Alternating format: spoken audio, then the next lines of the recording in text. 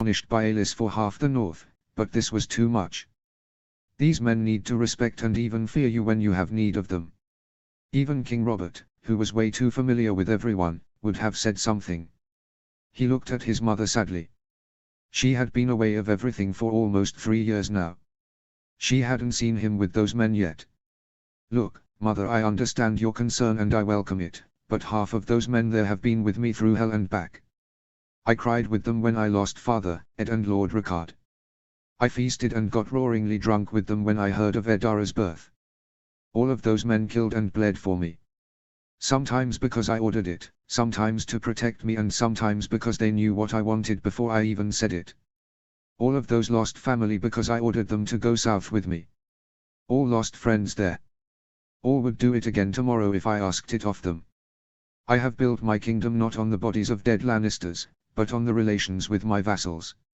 I know they do things differently in the south, even in the Riverlands which I now rule too. I do not care. All those southern lords and kings with their perfect manners and sophisticated words. Father was forced to adapt to that and father was killed. He was killed because he was betrayed by Littlefinger and no man talked better or more proper than he did. Southrons talk and behave well to your face and make plans to stab you in the back that very evening. I will choose a rowdy Northman that insults me to my face whilst protecting my back without asking every time. It is not a man's words that show his worth, it is his deeds. I would trust every man standing there with your life or mine after these past years. They will do the same with me and follow me to hell again, if I demand it so. That is more than enough. Yes, but the Riverlords, they will not look kindly on this. Nor you riding next to bastard lying pretenders for that matter. She countered, as she scoffed. Depends on the Riverlord in question. The Blackwoods love it, so do the Malisters. Lord Dare is my own squire. Your uncle and brother appreciate that they can talk openly and so do many others. I will not even dignify your remark on John with a response. What I will tell you is that the three of us will talk soon. I plan to make John one of my main advisors and give him lands and titles. Before that, I need you to listen to his story. He said, shifting to a harsher tone at the end. I will not listen to that bastard. He has nothing to say to me that would be dignified enough for my ears. How dares he to claim dragon descent? You even let him run around with Blackfear. A grave mistake, my son, the sooner we fix all this mess the better. She continued. No, he simply said. He said it calmly, but harsher than he had ever spoken to his mother. Without John, I would be dead 10 times over. Father would never have been avenged without him and I would have never been able to hold my daughter. If he accepts, I plan to make him my hand of the king. If you dare to refuse to listen to his story, it will be you that will have to leave, not John. If you are so stubborn and so set in your ways that you refuse to listen to a man, which all your children owe their lives and safety to, then you are not worthy of being here. That man gave everything for me and more, he will receive the same from me. He is my brother in all, but blood, and I trust him above all others. If something had happened to me in the south, it would have been John that would have been made regent for Bran, not you, not Alice, nor anyone else. I implore you to listen to him, mother, but I will not force you. You can make your own choices and face the consequences, but I will not hear you slander him again. His mother looked completely taken aback. You would choose him over your own mother. I would choose him over myself every day. Winterfell is John's home. It always has been, and it always will be. As long as I and my legacy live, that will be the case. I carved out a place for the whole pack, including John. He is family and he will stay here. It would do you good to remember that, mother. He responded, cold as ice. She looked at him completely perplexed. You talk like him when speaking about that boy. She whispered. Like who? He asked. Like your father. She responded, barely audibly. That is because father knew of things that you do not. Things I have gotten to know too. It would be wise of you to listen to what father hid away from you, from us and from John all this time and why. After that, you can make up your own mind, but I will not hear that slander ever again anywhere in my kingdom. He said, brokering no argument. Now, your uncle is leading the rearguard and he will be here soon. He would very much like to see and talk to you. Very well, she responded, as she straightened her skirts. He hated to dismiss his mother so, but he would not allow John to go through that ever again. The pack needed to stay united and his mother needed to fall in line. The lone wolf dies and John had made sure that he had never been alone down in the south. He would make sure that John would never again be alone in the north. The welcome feast went by in a blur. The whole time, Edara never left his lap. He didn't care what anyone thought about it. He had missed 2 years of her life already. He would not miss another minute tonight. Whilst his bannerman continued feasting, he retired early. Together with Alice he put his daughter to bed for the first time. She seemed to sleep with a wolf doll, which he found very endearing. To his surprise, Nymeria came along with them to put her to bed. After the Ironborn assault, his mother had decreed that all wolves must be free to walk the castle at all times of the day and night. A very good decision, which he would congratulate her on later. It has become a ritual that one of the wolves puts her to bed at night. Most of the time it's Nymeria, but other times Lady, Summer or even Shaggy are present. Grey Wind had followed them too and the little girl hugged both wolves and her parents, before immediately falling asleep in the arms of her stuffed toy. They continued to his own bedroom. To his surprise, Alice didn't bring him to his old rooms. She brought them to the master bedroom of the Lord of Winterfell. His father's old room. She saw the look upon his face and smiled sadly. I know, Rob, but our children will think of you in the same way as you did your father. It is the room of the master of Winterfell. Now, that is you. He nodded absently, as they walked in together. My mother's rooms? He asked. I haven't had the courage to replace her rooms. I have been sleeping in a room close to the nursery. Besides, your mother's are the warmest rooms in the castle, she needs them more than I do. I am from the north after all. She smiled mischievously. That warmed his heart. She would always have those rooms, he vowed to himself. For all she had done for him, his father and his siblings. He walked over to his wife and picked her hands in his, answering her smile with his own. He closed down the distance and pulled her in for a kiss. She kissed him back fiercely, but before he could deepen the kiss even more she pulled away. She turned around and skipped towards the other side of the bed. He slowly walked after her. What do you want? She coyly asked him. I want another kiss, he responded. And another one after that. She once again evaded him playfully when he tried to grab her. Haven't you had enough kisses from camp followers and maidens in the south these past 2 years? She quipped in response. When he heard that, he stopped dead in his tracks. He looked her in her grey-blue eyes. Alice, I haven't kissed anyone all these years. The last person I kissed was you when you said goodbye to me in Moat Cailin nigh on 3 years ago. He whispered, barely loud enough for her to hear. She dropped the whole act and looked him up and down. You don't have to lie to me. I know my father and brothers have spent time with various women when on campaign. It is normal for a man to satiate his desires when at war. You're right, they did, but there is one small difference. Neither of them had a wife with a young child waiting for them at home. He replied, as serious as he could be. She opened her mouth and closed it again. Are you serious? You are a king. Women would throw themselves at your feet. She whispered. I swear it on the gods, may they strike me down if I call on them in vain. He answered. She looked at him in shock, so he just continued. It was close in some instances, yes. Many times, John or I found women waiting in my bed, eager to lay with me. Even a few noble women tried to do so, but I never responded to their advances. It was hard, but I love you. I know what it did to my mother after the rebellion. She had carried me and cared for me and, when my father came back from the war, he brought a bastard with him. Well, we know the truth now, but she never did. It was the only big rift in their relationship. I would never do that to you. Neither would I abandon any blood of mine, baseborn or not. It was a risk I wasn't willing to take. She looked at him completely stunned. He slowly walked over her and pulled the stray strand of hair out of her eyes. He pulled it back behind her ear. There were many lonely nights, Alice, but none of those were spent with anyone except the memories I have of you. She looked up at that. For a while, neither said anything.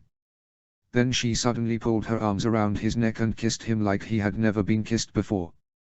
The force was so great that he stumbled backwards with her in his arms. She jumped up and pulled her legs around his torso. Still he stumbled back, until his back hit the wall. They kissed like the fate of the world depended on it, and maybe to them it did. He didn't know how long they spent in that bliss, but he knew it would never be enough. When she finally pulled back to take a breath, he grinned. "I am guessing you missed kissing me too." "Missed?" I was going desperate. I swear I even considered making out with Hodder 1 or 2 times. That's how lonely I was without you. He laughed loudly at the joke and smiled at her. "You don't ever leave me that long again. Do you hear me? I don't care who attacks who and where. I am not so naive to think that you won't have to leave Winterfell from time to time, but either I accompany you or you promise to be back within a few moons at most. You can send Jon, the Umbers or my brothers to kill the Southrons for you. You have a wife to satisfy at home now. Don't you ever forget it again." "I won't." He grinned, as he carried her to the bed whilst kissing her. He dropped her on her back and they both began to take off their clothes. When he had removed his tunic, she suddenly stopped as she looked in shock at his bare torso. "What happened?" she asked. "This." He responded as he pointed to his right arm and shoulder. She nodded. "Those are the eternal gifts I received from Daenerys Targaryen's own dragon, Drogon. It cut through steel, leather and cloth. It is only because of the swift actions of my friends that I have kept full mobility of my arm. The wounds you see are either the burns from the dragon fire or the cuts from their daggers where they needed to cut out the cloth." She nodded and softly caressed his arm and then his shoulder. "Does it hurt?" He nodded no. She kissed his scars then from his shoulder down to his arm. "And this?" she asked when reaching for a scar across his upper thigh the size of his pinky finger. "A Dornish spear." She continued on, caressing his body. She pointed to his left underarm. "This one." He grimaced. "A Lannister axe, it nearly took my arm clean off. I got lucky it only grazed me." Again, she said nothing. She continued planting soft kisses all over his arm. Before she could ask, he said, "The arrow at the crag." She nodded. Finally, she got back to his face. "This one?" she asked once more, whilst caressing a soft cut across his brow. "Some night from the Reach. He's dead now." She nodded at that and kissed the small scar. She then took his head in her 2 hands. "You are still handsome to me. I don't care about the scars. They make you look manly and dangerous. The only thing the war changed to your body is the amount of extra muscle you put on. Pretty impressive, if you ask me." She winked. "I love you, Rob. I have for years and I will continue to do so for many years to come." "I love you too. I have never loved another," he replied. "Good, keep it that way." She grinned and he nodded, overly dutiful. "Now, make love to me, husband. I have missed your embrace for far too long." She didn't need to tell him that twice, as he pulled down her dress. He looked at her naked body and devoured every inch with his eyes.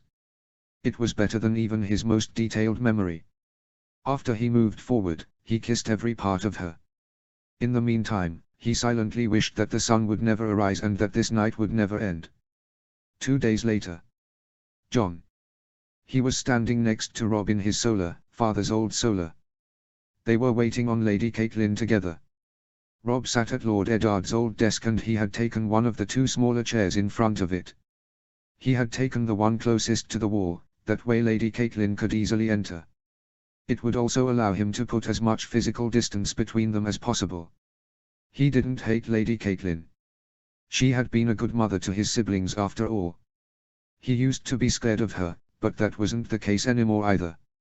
He used to be scared that she'd sent him away, but with Rob in control of Winterfell he knew that would never happen. Even so, he had come to realize that the abuse he had had to endure during his childhood was everything but acceptable. He was disgusted that a mother could threat a little boy like that. A boy that was the brother and best friend to her own son. He would never tolerate it now. He was a man, a soldier and a general in his own right. Robb had promised him land, workers and materials to build his own keep. She would have to treat him like she would treat other lords or there would be consequences. Besides, her resentment of him was based on a lie. One of the best-kept lies in Westeros. A lie that had saved his life for years but had also made him feel alone and embarrassed about who he was. For weeks he had resented his uncle for what he had done, but in the end he had accepted that it was the best way he could have handled the situation. Doing or telling anything else would have endangered the, then small, Stark family. The only other option would have been to send him away with Daenerys and her brother, but would they have accepted him? Even if they had, would he have become as brainwashed as they had been about their birthright? No, Lord Eddard had done the right thing. Even if only through the female line, he had seen him as part of the pack. The lone wolf dies and the pack survives. He had survived, and after all these years, he had finally been accepted as a full member of the pack. He would even be alone to start his own. The only obstacle to ending this painful affair was Lady Catelyn, and that's why they were here. They waited a while longer in silence, until a knock was heard on the door. "The Queen Mother is here, Your Grace." Horlis Mollin called out from behind the door. "Let her in, Horlis." His brother answered. Lady Catelyn walked in with her head held high. She wore an immaculate, yet chaste, grey dress with white laces. No doubt a show of force to show that she was a Stark and that he was not. No matter, he had fought worse. "Welcome, Mother, I thank you for coming," Robb said to her with a smile, as he gestured towards the empty seat opposite him. She nodded respectively at him and took her seat, completely ignoring his presence. "Mother, we are here to show you something that has baffled both our minds when we saw it first. We will tell you what we know and show you all the evidence we have. After that you can ask any questions you have and make up your own mind. All I ask is that you hear us out without interrupting us first." Lady Catelyn nodded in acceptance, albeit not entirely willingly. "Jon, it is your story. I will let you tell it," his brother said respectfully. He nodded and inhaled loudly, before looking the former Lady of Winterfell in her eyes. "I was raised with the same information you had been told about my existence, maybe even less than that. I knew nothing of my mother. All I knew was that Lord Eddard was my father, that I was a bastard and that he had brought me with him from the south. A thing that was easily believed, as I resembled him a lot." He saw Lady Catelyn's anger flare up, as he mentioned his resemblance to Lord Stark, but he ignored it and continued. "I followed Robb south to help save Lord Eddard and protect House Stark. I fought in the Whispering Woods, under the walls of Riverrun and across other parts of the Riverlands and the Westerlands. I led Robb's army in battle when he was wounded at the crag. I would have never betrayed him. Robb has always been Lord Eddard's eldest son and legitimate heir. I would have never even thought of taking anything from him. I know you think differently, but it is the truth," he said, as he looked her calmly in her blue Tully eyes. "This all changed right before the Battle of Atlanta. Lord Reed arrived with some of his men after aiding in the recapture of Moat Cailin. He told Robb and I a lot of stories about your late husband and his siblings from during the rebellion and his teenage years. Lord Eddard always counted him among his best friends, even if we never had the pleasure of meeting him. Now I know why. After all those stories, he took me aside and told me everything, and my whole world changed that day." "I had no idea." "He told you what exactly?" she asked, clearly not believing his words. "He told me my mother was Lyanna Stark. He told me my father was not the man I had adored and looked up to my whole life. My father was Rhaegar Targaryen, heir to the Iron Throne and probably a raging madman like his crazy father. He told me how he had told Lord Stark how Lyanna had gone willingly with Rhaegar when he came back to the north from the Vale. How Uncle Benjen had helped her evade Uncle Brandon without knowing they would run off. Uncle Benjen never forgave himself for that, that is why he joined the Night's Watch." He sighed, thinking about all of the lives that had been wasted because of him and his parents. Lord Eddard couldn't stop Robert's rebellion anymore after hearing that. Lord Rickard and Uncle Brandon were dead. Aerys had called for his and Robert's head, and Jon Arryn had already attacked Gulltown. Resentment for the Targaryens and their customs had been growing for decades. Lenal Baratheon had already risen up in rebellion 2 generations before. He could not avoid the bloodshed any more than he could resurrect his father and brother. All he did was fight a war to save his sister and his house. He continued, as he stared at some point in the wall. In the end, he and 6 of his companions found her at the Tower of Joy in dawn. They were held back by 3 knights of the Kingsguard, the Lord Commander Gerald Hightower, Sir Oswell Went and the Sword of the Morning Sir Arthur Dane. After a bloody fight, in which Lord Reed saved Lord Eddard's life by mortally wounding Sir Arthur, only Lord Stark and Lord Reed remained. They went inside and found my mother, dying from an infection in the birthing bed. They also found me. She made Lord Eddard promise to protect me and he did. He buried his sister in the crypts and claimed me as his own bastard, jeopardizing his own marriage for the safety of his sister's son. He then looked her straight in the eyes again. He lied to you for 15 years and none of it was fair, but in doing so he saved my life. Your resentment of me sold the lie to the whole of Westeros. I was to be the Honourable Lord Eddard Stark. One mistake.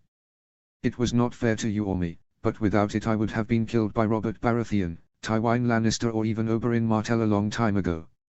It seems that there was one thing Lord Eddard found more important than honor, and that was the lives of the family members of his house, and he counted me, as his sister's son, among those. When he finally stopped talking, she looked at him in doubt. Lord Reed told you all this? Aye, he responded. He confirmed it with me as well, after Jon told me his story. He has promised to come to Winterfell soon and has agreed to talk to you and the rest of House Stark if you wish it. Robb supported him. Lady Catelyn looked at her son in thought. That would be appreciated. Even if all this is true, which I doubt, why style yourself a Targaryen? Why show off black fur and wear that ridiculous ring? You would still be a bastard, albeit one of the former royal house. He looked at the dragon ring which he was nervously twisting around his finger. It was the only gift Rhaegar had ever given him, and lately he had chosen to wear it openly. I choose to do so because I am no bastard at all. My parents married before conceiving me. They married before a hearth-tree on the God's Eye and were afterwards married by a septon with 2 Kingsguard as witnesses. I have the marriage contract right here, as well as a letter from my mother to me. A letter she wrote, as she felt that death was knocking on her door. Concerning the ring, it is the only thing I ever received from my father.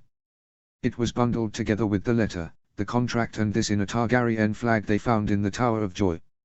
Lord Eddard gave it to Lord Reed to keep safe for him. He responded, as he pulled out the silver direwolf chain from under his tunic. Lady Catelyn looked at it in shock. That chain. Sansa and Arya have the same one. Ned commissioned it for them on their 6th birthdays. Just like Grandfather Ricard did for Aunt Lyanna. Just as I will do for Eddara when she turns 6. Robb answered. He handed her both the contract and the letter. She read over it multiple times, slowly and meticulously. She looked over him in shock and was silent for a long time. This is really true, isn't it? She finally asked Robb, and he nodded. Even so, no one will accept their marriage. Jon will remain a bastard. The Targaryens haven't taken more than one wife since Maegor the Cruel, and the faith will never accept it. She tried to rationalize. That might be true. However, the faith is in shambles. The September of Baelor has been burned down. The faith militant, that also hadn't been seen since the days of Maegor's successor, has been destroyed. For the moment here is no communication between Old Town and anything north of the Blackwater River. Besides that, you are missing an important point. Rhaegar and Lyanna married for the eyes of the old gods. Rhaegar and Elia never did. Whilst no one doubts the legitimacy of his former marriage, multiple of my bannermen have begrudgingly also accepted the legitimacy of this one. Robb replied in his regal voice. They would accept polygamy because they married for a weirwood. Who would accept such a thing? Lady Catelyn exclaimed. I do, Robb countered. As do the Karstarks, Mormonts, Umbers, Dustins, Ryswells, Reeds, Glovers, Sawins and Boltons. I expect the clans and the minor houses along the Sunset Coast to do the same. The Marndalis, Locks, Woolfields, both branches of House Flint and the Hornwoods have voiced their concerns, yet they accept my judgment. The Tall Hearts and some minor houses have yet to be asked. You do. Knowing that your father and I only married before the September. she asked shockingly. It doesn't invalidate any ceremony before the 7. Yet, if 2 marriages are held, I will always accept the one before the weirwood tree. If, like in Aunt Lionna's case, one is already married, that makes this a very difficult situation of polygamy which I honestly don't know what to do with, but it stands. It doesn't matter anyway. Sadly, Elia and her children were murdered by Tywin Lannister. Without any living offspring, there are no difficult implications of the first marriage anymore. Rob's mother looked at him in complete shock, before finally looking at him. So, what do you want now, John, or should I call you Jaehaerys? Do you want to rule us all? Personally, I would prefer John. No, I swore an oath to your son. I intend to keep it until my dying breath. I will ensure my line will do the same. We forever swear our loyalty to House Stark. All I wanted I have already received from Rob. And that is books, letters and ancient prophecies of House Targaryen. I also received some artifacts, like dragon skulls, armor and jewelry. I do not claim any land or titles. I just want to know my father's family and want to preserve some of their thoughts. I have written of any claims in an official document signed by both me and Rob and witnessed by most of the nobility of the North, Riverlands, Vale and Stormlands. Neither will I claim any of the major artifacts alluding to their kingship like crowns or parts of the Iron Throne. No one of my blood will ever claim any part of Westeros. Yet you claimed Blackfyr. She accused him. No, he didn't. Rob answered for him. She looked at him in confusion. Lord Flint claimed it in battle and gave it to me as a gift. I in turn passed it on to John for his rendered services. It will be the first heirloom of his new house. It already has a new name to limit references to the Targaryen heritage, whilst still allowing him and his descendants to swing their ancestral sword. He agreed. I called it Frost. It sounds old and northern, like ice. That is what I want my family to become. An old and respected house in the north with recognized ties to our overlord's House Stark, nothing more. She looked at him intensely. You two keep talking about a possible house and family. What are you planning? I plan to give John lands on the Sunset Coast. I will give the manpower and resources to build a keep there. It will serve to protect the coast from future Ironborn incursions and make sure that something like what Theon Greyjoy did can never be repeated. In time, I plan to expand trade on the side of the Sunset Coast. This new keep and another one I plan to build will be part of a trade route going from Lannisport to the Iron Isles and Seaguard to Flint's Finger, Barrowton, the Rills, and all the way to Bear Island and the Wall. He will be able to create his own noble house. A noble marriage will be arranged, and he will immediately insert himself into the peerage of the North. In time, his house will probably reach the same strength as the Locks, Flints, Hornwoods or Sowins. Average in strength, while still very respected. Lady Catelyn asked. Exactly. John asked me for lands, a keep and a family in the north. So, that's what I will give him. Rob responded. What about the Winterfell succession? She asked him again. Well, I have accepted John as Lyanna's true-born son. He is in the line of succession. Yet, he comes after me, Bran and Rickon. He also comes after any sons Eddara, Sansa or Arya may have in the future or any sons or grandsons from me, Bran and Rickon in both the male and female lines. You have accepted this? She asked him. I have sworn an oath on it, in the presence of, amongst many others, the Blackfish. Nor I, nor any of my descendants will ever lay claim to Winterfell. He replied truthfully. She looked him in the eye, for the first time considering his words. She slowly nodded. You have given me a lot to think on. I will take my leave. I need some time alone to consider that my husband has lied to me for 15 years. She walked towards the door and put her hand on the handle. Before opening it, she turned around slightly. John? She asked. He responded surprised. If I had known you were his sister's son, I would have never tried to send you away. She said, before opening the door and walking out. Did she just try to apologize? Rob asked him in shock. I think she did in some sort of way. He replied. They talked over the conversation some more, before leaving the solar together. They walked across the courtyard amidst the winter snows until they reached the crypt. Once there, he stopped his brother. "There is something I have to do first. Wait here." He ran off, while his brother looked at him in confusion. Not much later, he returned with 2 blue winter roses out of the glass gardens in his hands. His brother smiled sadly at him and together they descended. They stopped before the statues of their parents. They were set side by side. It was clear the stoneworker had known Lord Eddard well, as the sculpture of his face was excellently done. Below him lay a stone direwolf, as with all Starks before. However, this one seemed a lot more real than those of the latest centuries. He even looked suspiciously like Summer, who could have served as the inspiration. In silence they stood there together, while they talked to their parents. Silently, he told Lord Eddard about everything that had happened and thanked him for his upbringing and keeping him safe all those years. He promised he would try to keep his children and their children safe in return, as he has been taught that that is what a good brother and uncle does for his kin. Lastly, he spoke to his mother. He thanked her for his life and told her everything he thought important about his life. Rob waited patiently for him to finish, whilst Ghost and Grey Wind stoically stood guard a bit further back. "This one is for you, because I am told you loved them," he said aloud, as he put a winter rose on his mother's grave.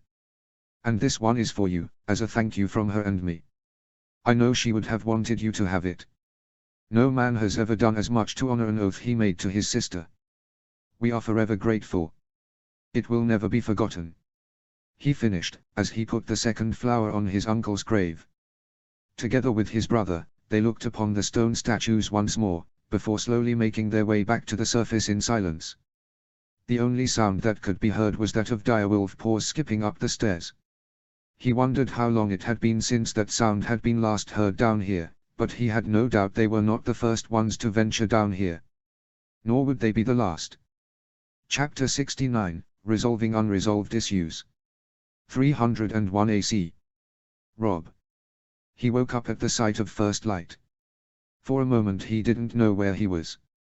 For 3 years he had woken up in different places almost every week, on marches every day.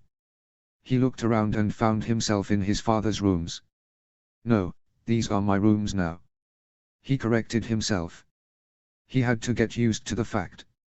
His own rooms lay empty now. They were the traditional rooms of the heir of Winterfell and would lay empty until a son of his was born. Eddara would be given her own rooms close to Arya and Sansa soon. She would like that. Used to his surroundings, he noticed a weight on his chest. He slowly turned his head towards it and saw Aelys' face laying upon him. Her brown hair was messily sprawled over his naked torso, as her arm lay across it. He smiled widely. What a sight to wake up to. They were packed under 3 layers of furs to battle the winter cold, but under it they wore nothing at all. Both out of convenience for their frequent love-making and to share each other's body heat to battle the cold. He lay there watching her for a long time, before finally getting some of the strains of hair out of her face. He shifted his weight slightly and started making soft circles on her skin with his index finger. He did that until she slowly shifted awake. When she turned around atop him, her eyes desperately staying closed, he smiled. "Good morning, wife," he said. She stopped turning and slowly opened her eyes and looked at him. "Morning, husband," she grumbled, although a small smile played upon her face. He gave her a quick kiss on her forehead and pulled her closer in his arms. She welcomed this and shifted her body weight upon his. She looked up at him. "How long have you been awake for?" "Since first light." "I didn't want to wake you, you looked so peaceful. However, I will need to start my day soon and I didn't want to sneak out without a good morning." He responded softly. "A good morning is what you wanted, eh?" She grinned shyly. He laughed loudly. "No, that's not why I woke you. Although if you're offering." He grinned back. She groaned. "No, Rob, I can't. I still feel sore everywhere after last night." "Which time?" He grinned again. His ego taking the better of him. She rolled her eyes at him and snuggled into his chest. Whilst doing so, she murmured, "The third time, definitely the third time." He laughed uncontrollably at that. He looked at her with a giant grin on his face. "Well, my queen, I will let you rest then. I would not want you to feel like you overstayed your welcome here in my rooms. Fee, your rooms. If this continues like this, we can easily start calling them our rooms.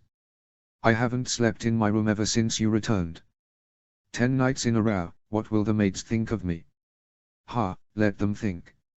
Your husband hadn't seen you for nearly 3 years. 10 nights is the top of the iceberg. By the time I am satisfied, they will have already become tired of gossiping. He replied with a wink. She smiled at that. It was not simply you that missed me. I missed you too. Our stay in Moat Cailin was far too short. It is only now that I start realizing we are a married couple. He laughed at her. Me too. I was lucky to have Harry and Tor with me in the south. Some mornings I woke up and thought I had dreamed you. They were my anchor to our memories together.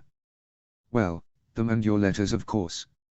Personally, I preferred Sansa and Bran as an anchor to my brothers, but to each their own. She laughed, making fun of her own family. Speaking of your brothers, I am meeting with them after we break our fast. It is time that this situation in Carhold is resolved. This can't go on like this. Arnulf has overreached mightily. His power and that of his sons and grandsons in Carhold needs to be broken. All of them. None of them actually did anything wrong besides Arnulf and Hodder died for his mistakes. She asked in surprise. But we both know that Hodder was there in name of his grandfather. I will never be able to prove it, so I can't sentence him for it, but I will break his power. Besides, there is nothing old Arnulf does that his 2 sons don't know about. She relented to that. And my cousins. I will not punish them, but I do need to get some of them outside of Carhold. OS has asked if he can stay in Winterfell with us and has even refused land that I offered him in the south. I am thinking of naming him steward as the permanent successor to Veon Poole. The man is a magician when it comes to organizing and logistics. He would do well. She nodded at that. The others. Alaric has served me and the North loyally and ably at the war. I wasn't there, but that doesn't mean that he doesn't deserve to be rewarded. He also needs to get away from the influence of his grandfather, as he won't look favorably upon him anymore. I plan to reward him with lands in the south. With some luck, he can even convince his elder brother and father to leave the north. This would split up Arnulf's clan for good and limit his hold over your ancestral lands. You won't banish any of them or send some to the wall? His wife asked him. No, they are my kin by marriage. I can't even prove that they betrayed me. However, their hold will be broken. If any refuse my orders, the wall it shall be, but it will be by their own choice. He responded. Good, that way this thing will blow over quickest. I just want Harry's succession to father's lands to go as smoothly as possible. So do I, my love. I will never allow anything to happen to your brother or your father's legacy. I know that, Rob. She replied, as she snuggled even closer. Together they lay there for a few more moments, until the both of them had to get up. They split up, as both had to be made ready by their servants. Afterwards, they met again in the nursery. They had tried to install a routine of breaking their fast together as a family, often joined in by one or more of his siblings. He was first at the nursery and had already been playing with their daughter. The little girl was quickly getting used to him, in large part to the ever-present direwolf she was so fond of. Grey and Edda were rolling around on the ground whilst he was tickling them both when Alis arrived. Edara jumped up and ran to her mother's arms and together they walked to the Great Hall. There they were joined by Arya and Bran and later on by Jon and Totu. Harry broke his fast with houses Umber, Bolton and Mormont. He knew that his brother-in-law was already trying to make formal alliances. He would need to find a wife soon and both houses Umber and Mormont were viable candidates with eligible ladies. It was to be expected and would formally tighten the North more together, as Harry was already connected to Winterfell. He let them do, but he made sure that he was informed on any ongoing talks. For now, only preliminary talks were being held with no real proposals yet. There were many eligible bachelors amongst the nobility of his generation. The lords of houses Bolton, Flint, Sewin and Karstark were unmarried, whilst the heirs to houses Umber, Ryswell and Mormont were much the same. The future succession of the Tall Hearts, Dustins and Hornwoods was still unsure and he would need to help in that regard. On top of that, John would also need to find a wife. On the other side, there were also a few eligible females. Chief amongst them were his sisters. Ever since arriving at Winterfell, both Umber's sons had been circling Sansa. He had also received letters of the new Lord Flint asking him about the health of his family. Similar letters had come from Roger Risswell and his childhood friend Brandon Norrie the Younger. However, Sansa seemed to only have eyes for one of the men that showed interest in her.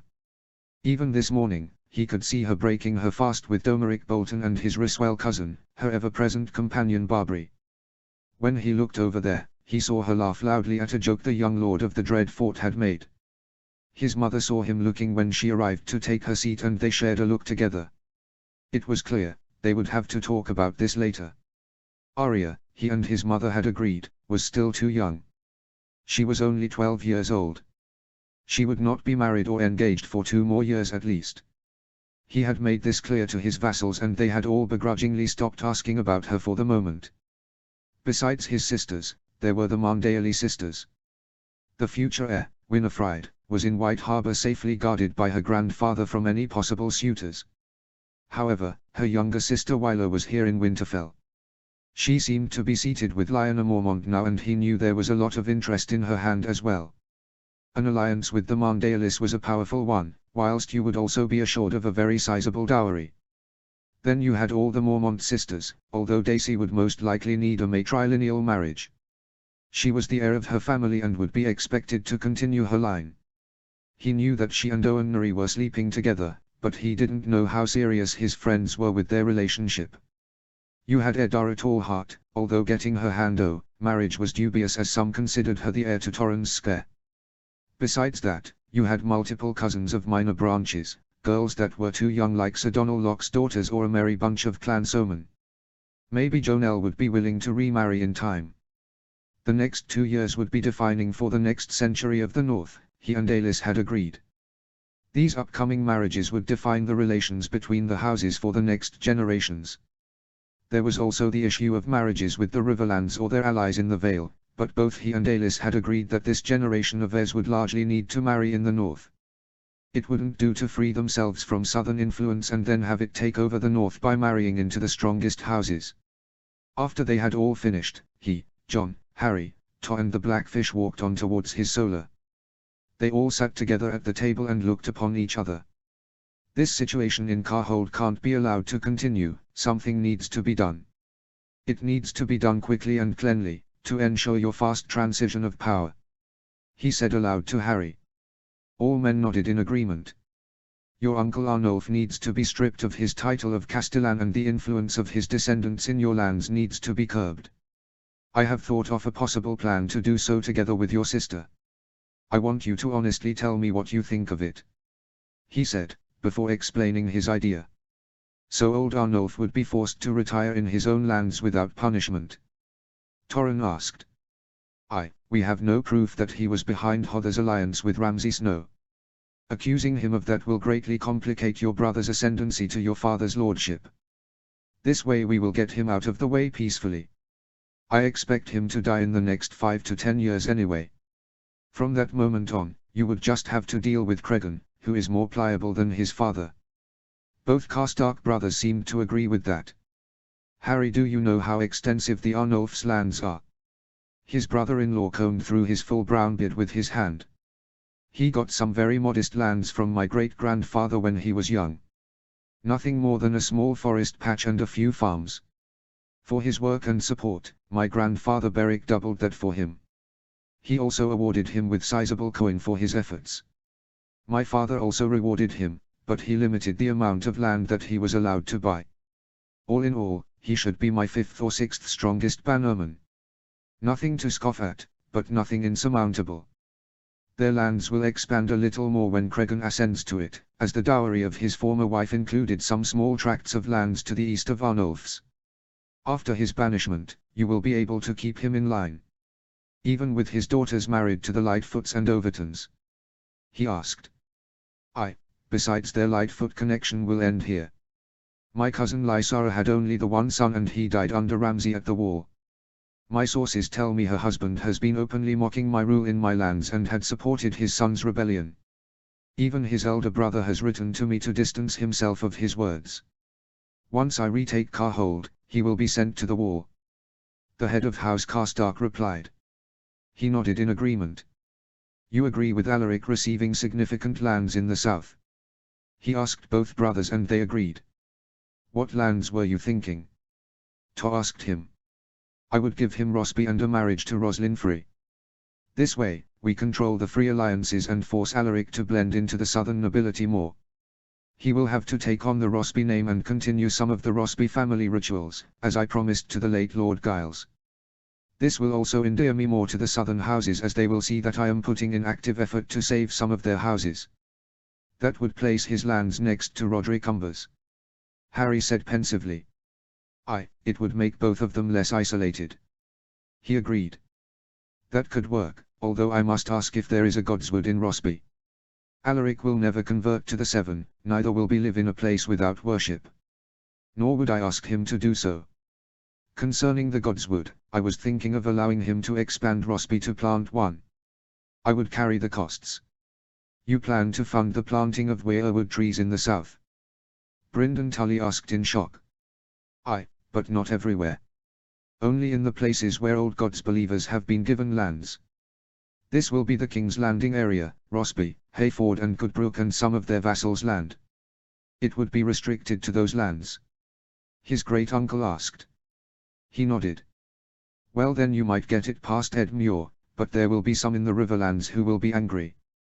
I know, but it is a risk I am willing to take. If I don't do this, my men will not go south and the Blackwater area will not be safe. He replied. Alaric will probably agree to those terms, as would I. His father Cregan and Byrne won't join, as they stand to inherit Arnulf's domains. His uncle Arthur is more difficult, as he is Arnulf's shadow. Arthur's son Bernard might be willing to go south with Alaric. This would rob Arthur of his eldest son and much of his influence. He nodded to Harry.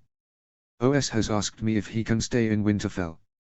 I plan to give him lands and appoint him steward, but only if you would agree to it. It would make ensure Arthur loses most of his position with both of his sons leaving Karhold. I expected something like that. OS deserves it, let him be happy here. He has suffered enough. Although I would demand that he would also relinquish the Karstark name. I don't want my descendants to have to oversee minor Karstark branches in Stark lands. It would not go well. The reply came and he made a note of that on the paper in front of him. Wouldn't our family become too small then? Tor asked his brother. Not really, Harry replied. I plan to marry and start a family soon. If anything goes wrong on that front, I have your word and Rob's that you will be allowed to marry. In extremis you would still have Cregan and his son Byrne, but I would rather die than have them inherit Karhold. Both brothers seemed to agree upon that. Why would you need permission of His Grace to marry? The Blackfish asked his brother-in-law. Because I have chosen to serve in his Kingsguard. I will protect him, my sister and their children until the end of days. He nodded to everyone to show this was true, before directing himself again to his great-uncle. I have tasked him with finding more possible members, but I would like to extend an invitation to you personally, uncle. Specifically, I would ask you to be my Lord Commander. I know you have never wanted to marry and never will. I also know that you wish to remain here with me and my siblings. This way you will see them every day and your position will ensure that I have your counsel at hand at all important meetings. You would also proclaim 2 family members from highly respected families as your first 2 Kingsguard, thereby ensuring the loyalty and prestige of the order. You would also endear yourself to the Riverlands by ensuring their representation on the council by appointing a Tully and war hero as Lord Commander. His granduncle responded with the part of his reasoning that he hadn't said aloud. He grinned sheepishly at him. King or not, I know you, kid. You remind me far too much of my elder brother every day for me not to know you. Well, I accept your damned request. Better than marrying a red wine in my book. Before you accept, I must warn you I plan to restructure the Kingsguard. Its oaths and duties will remain the same, but I will allow non-knights to join. I will also expand it to 10 members instead of 7. History has shown us that 7 members might not always be enough. It also breaks with the southern religious tradition. He once again continued his reasoning. There is also that. He relented. Well, I accept anyway. I look forward to bossing this shit around all day. You better hurry and find us some new brothers Karstark, or you will be stuck with doing all my chores on your own every day. The Blackfish laughed and all others joined in, while Tor looked sheepishly around the room. Torren will be the Queen's sworn sword. I will feel much more relaxed knowing that Shebe will be safe. Uncle Brynden nodded at that, before his face split into a massive grin. He looked questioningly upon the veteran knight and he explained himself. I will order him to watch over her every night. Let's see how willing he is to be a Kingsguard after hearing his little sister scream halfway across to Carhold. He spit out his drink at the crude comment and so did Jon and Harry. Torren seemed to be knocked out by a hammer, as all cried from laughter. He turned to him to say something, but his brother-in-law interrupted him. I swear to the gods, Rob, if you are going to make a comment about how loud Alis is at night, I will give up my position and join a sellsword company in Essos. This made Jon and Uncle Brynden cry even more from laughter, whilst Harry tried his best to keep it together when talking about his little sister. He himself held up his hands, as he showed a cocky smile to his brother-in-law. I won't say anything. He turned back towards Harry. You and Torren will leave together with the Karstark troops to retake Carhold in force. I would also ask you something. Domeric has asked me for military assistance to take back the Dread Fort from his bastard brother.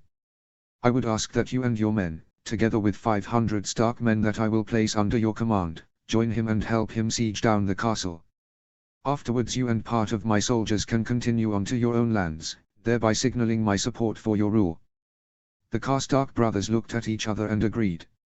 If the siege were to take months, would it be an option that I leave Tor and some of the men there whilst I myself take back Carhold? I don't want Uncle Arnulf to mess up my lands in winter. If you and Domeric deem it possible to chip away so many troops from your force, then yes. He relented. After you have taken control of Carhold, food transports will be sent there to help your people survive the winter. Great amounts of coin will also be sent your way. House Stark appreciates the support from House Karstark and you will get a significant portion of the spoils of war. I thank you, Your Grace.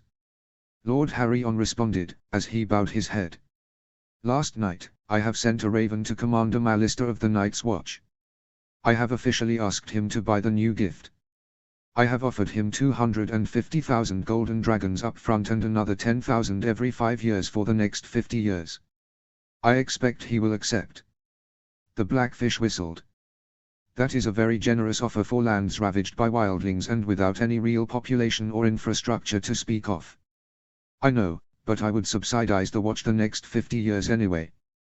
They will need a lot of coin to rebuild Castle Black and arm and train all their new recruits. This in turn will make sure that those lands won't be ravaged by anyone anymore in the future. From there on they will steadily be populated again. What do you plan to do with the lands? Harryon asked him. I plan to give back their ancestral lands to the Umbers. The mountain part of the new gift will also be divided among some of the nearby clans. The remaining part of the lowlands will be awarded to Roose Riswell. His will become a masterly house directly sworn to Winterfell, on the condition that he marries a clanswoman to entice him to local allies.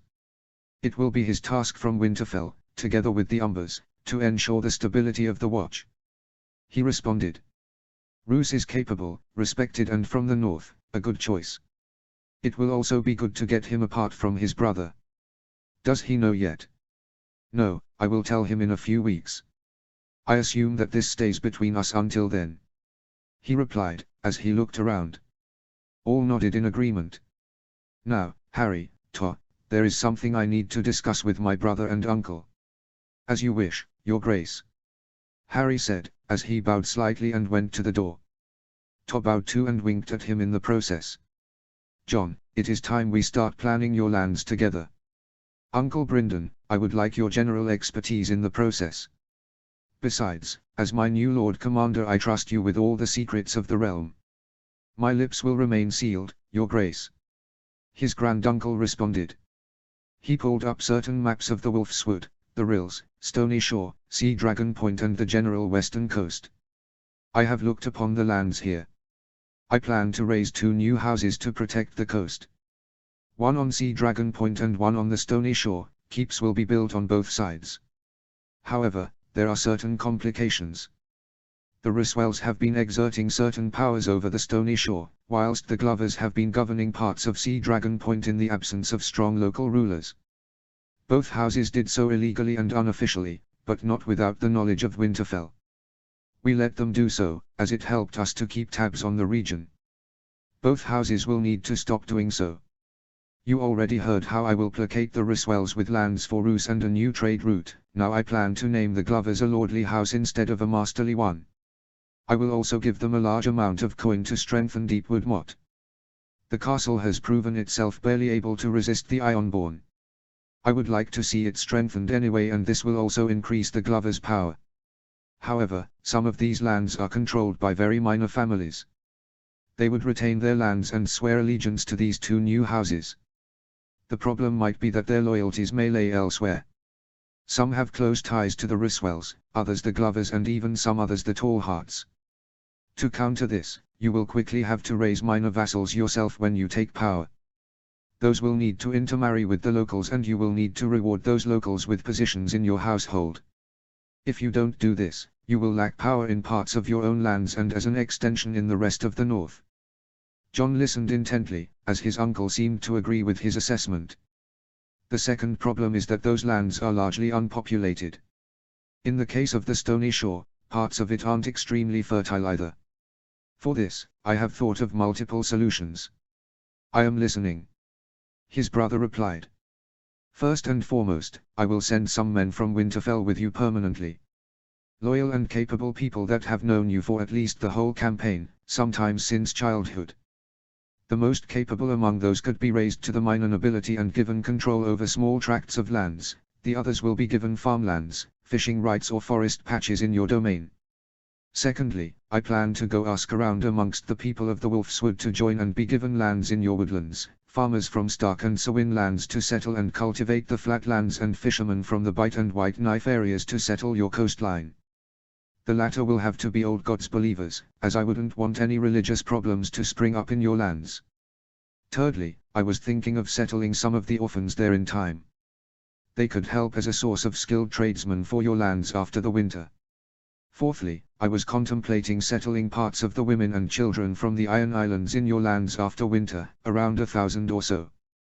These people are flooding into Barrowton and Wintertown for now, and even though we are once again expanding the city, we can't hold them all. At first, I had thought that most would simply return to their families. In hindsight, most seem to have lost a lot of their families in violent clashes with the Ironborn. Others feel they would be ostracized when they would return with the half-Ironborn children that were forced upon them. I would settle a sizable portion of them upon your lands, others in the lands of the other house. The rest can be taken up by Wintertown or Barrowton, as I plan to increase their permanent populations a bit anyway. I accept Rob. I would gladly help those women and children find a new home after what happened to them. However, economically keeping 1,000 women and children to feed without any men to produce anything would be foolish. Jon retorted. I agree. Although I have to say that we do not know how long the winter will last. If it lasts for 4 more years, the eldest of the children will be close to coming of age before they enter your lands. Still, lastly, I plan to offer these women in marriage to some of the men from the mountain clans. 3rd and 4th sons, widowers and others would rejoice at the possibility of gaining lands and family. Most will have served with their kin at the wall against the wildlings. They will be able to fight and have proven themselves loyal. Raising some of those to the minor nobility and offering others places in your guard or village and town watches would be a boon to your lands. You can also claim kinship with them, as our great-grandmother Arya Flint hailed from the mountains. That is a good idea. It will also help stop any possible quarrel in the mountains, by taking away many desperate mouths to feed. Jon thought aloud. I thought so too. Men from the Mountain and Wolfswood clans will be asked to join both lands of the Stony Shore and Sea Dragon Point.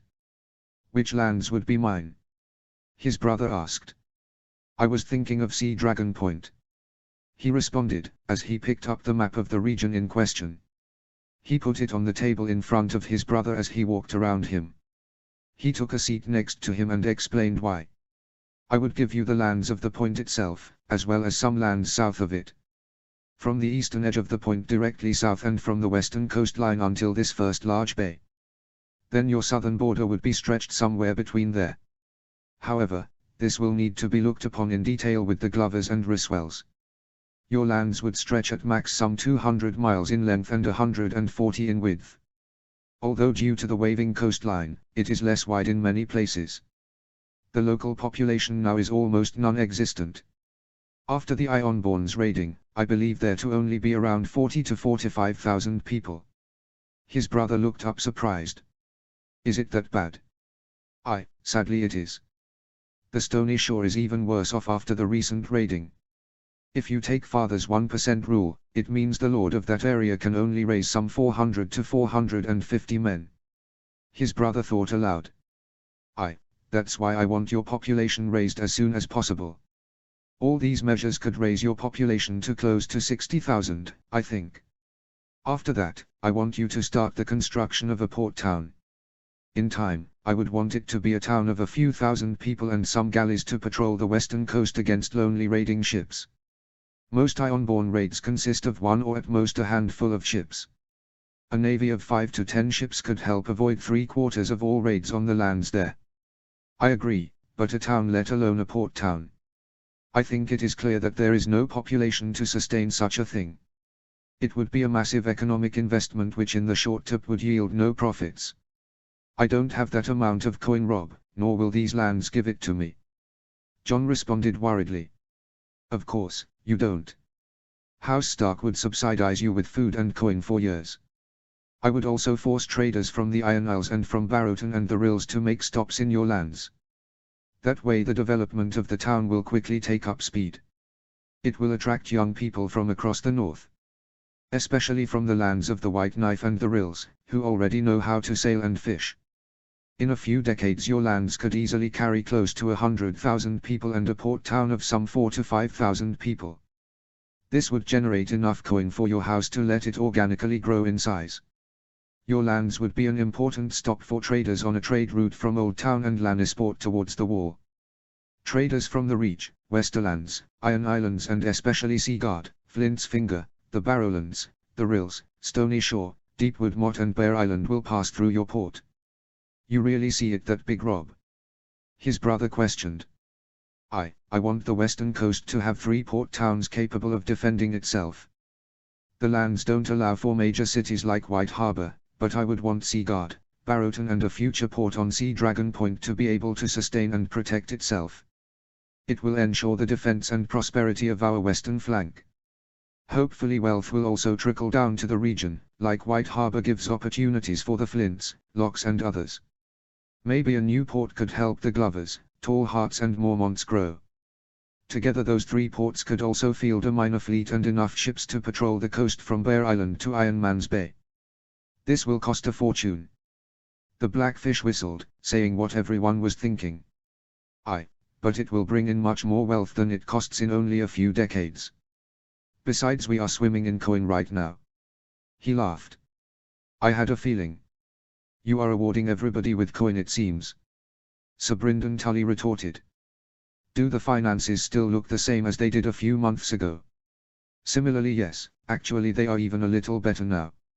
Look, my father had a vision of improving the infrastructure of the North and by doing so spreading wealth and trade across the North. This would serve to feed more people and raise the native population of the North.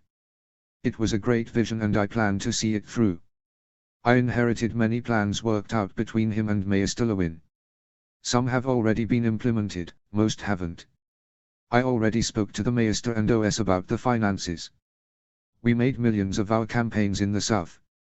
We also have the extra taxes from the extended riverlands coming in, and on top of that we have tons of war reparations flowing in our coffers the next few years. We won't be able to do everything I want, but we can do a lot. A few plans at a time, and I promised John his lands, so I pushed this project up. Exactly how much money is there? I wasn't there when you discussed this a few months ago. John asked. He laughed loudly and walked to his desk. He pulled up a letter from inside it. He sat back down on his chair and read it aloud. The earlier funds of House Stark are at its lowest point in over a century after the road projects of Father, the campaign, building of the Mandaily fleet, all measures for winter, the orphanages and the expansion of Wintertown. The treasury was near on empty. However, we also gained a lot. He smiled. After subtracting the shares of our vassals and paying for our promises made in the Riverlands, we keep 1,000,000 golden dragons from the first campaign in the Westerlands, 500,000 golden dragons from the campaigns in the Reach and another 100,000 for the second campaign in the Westerlands. He turned to his brother. Thank you for that, by the way, John. I have you to partly thank for that. He laughed. 1,300,000 dragons confiscated from the traitorous Riverland houses combined. It seems the Freys were not only sitting on a lot of swords, but also pots of gold. We got another 500,000 from looting King's Landing and the Crown Lands. Loot from the Stormlands campaign was given away to our vassals and allies for John to have the dragon bones. Then we looted another 500,000 in the Iron Isles. In the next 10 to 20 years we are expecting in indemnities, 200,000 dragons from the Crown Lands, 1,050,000 from the Westerlands, 66,000 from Dawn and 200,000 from all the combined houses of the Ironborn. I am still expecting to get war indemnities from the Reach too once peace is signed. John's mouth fell open as he continued listing off more and more numbers. Are you serious? He asked in complete shock. Yes, but you have to take into account that we will also gain extra coin from the trade deals with Bravos, the Vale, the Westerlands, the Stormlands and the Ironborn, and I plan to make similar agreements with Myr, Lies and Lorath. He replied very proudly. Wow, that I didn't know, the Blackfish mouthed. How would all of that be in total? Well, I'll leave the extra trade out of it for now because that can't really be calculated yet as trade still needs to pick after the war. The moment I know more both of you will be informed. He started, before looking back at the paper. In total that is 3,900,000 golden coins now already in the treasury. Although parts of it still needs to arrive here from Seaguard and the twins. In total we are expecting 1,516,000 dragons from indemnities, although parts of that are already here due to John's insistence of getting the first share of the Westerlands home with him. He grinned at his brother. So now you tell me, John, can I afford what I am doing?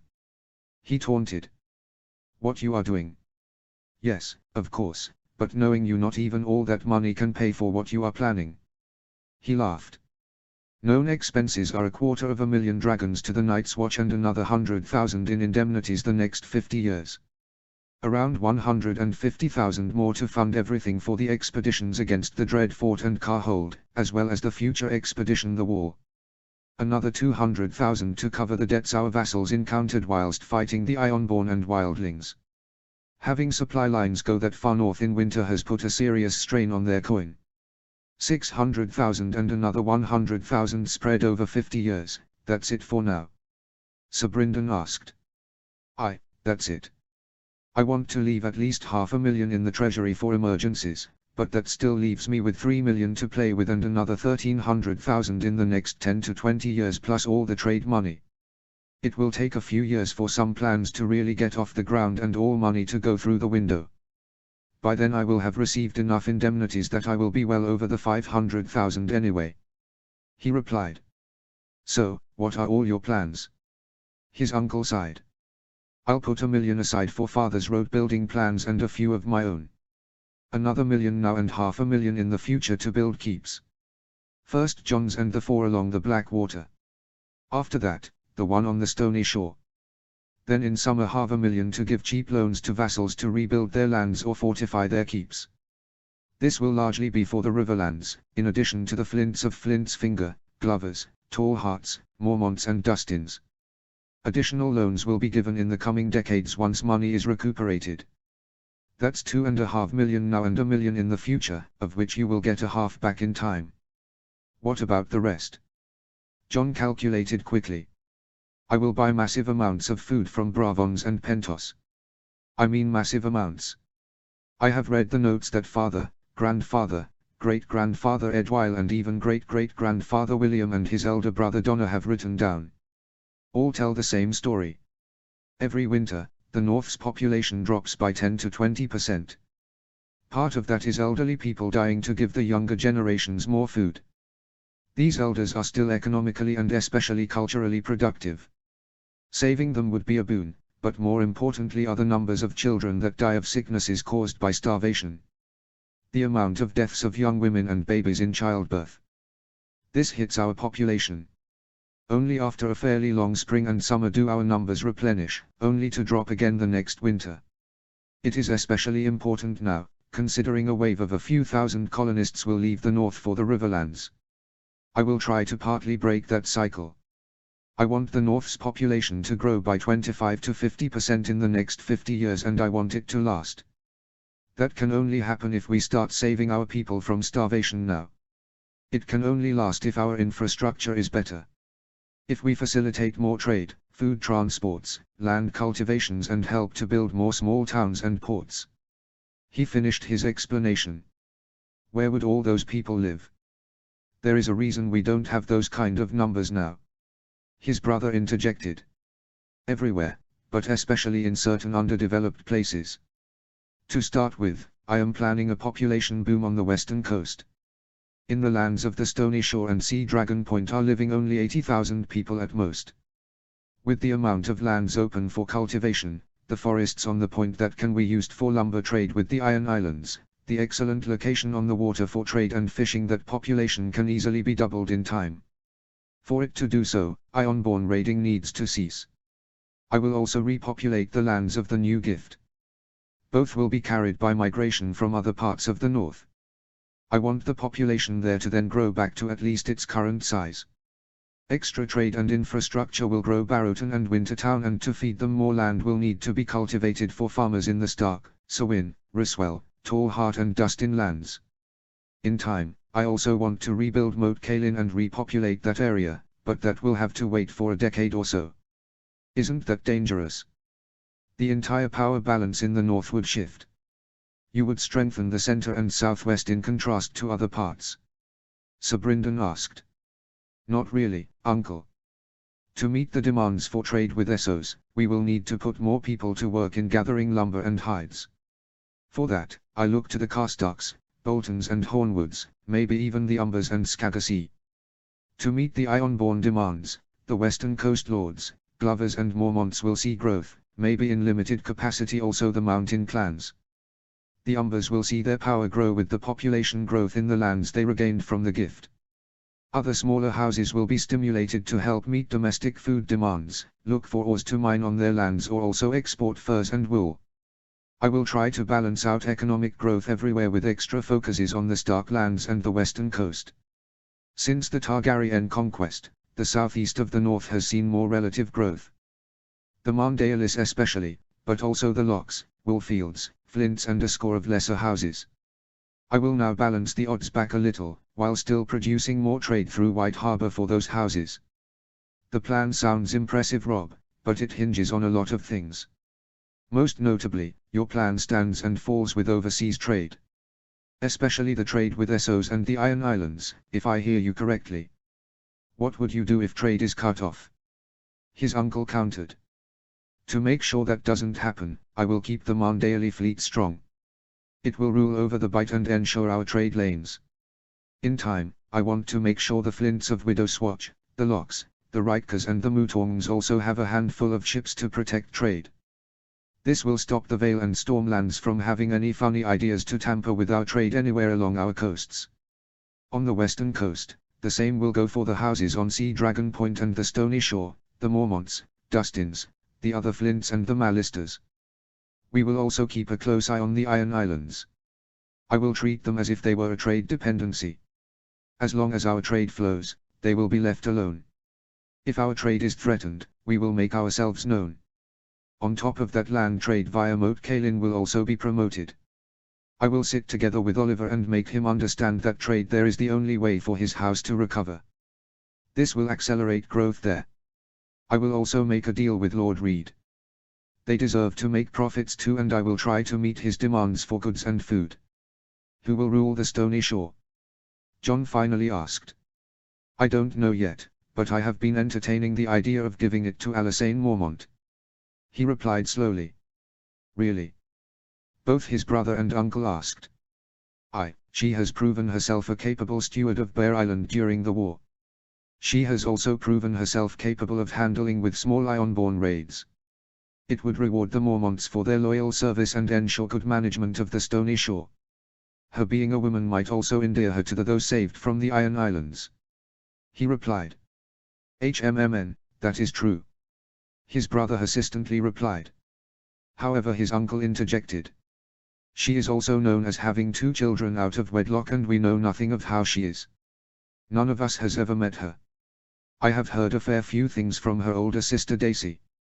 It seems that she is in a relationship with a low-born guardsman at Mormont Keep. Both children are his.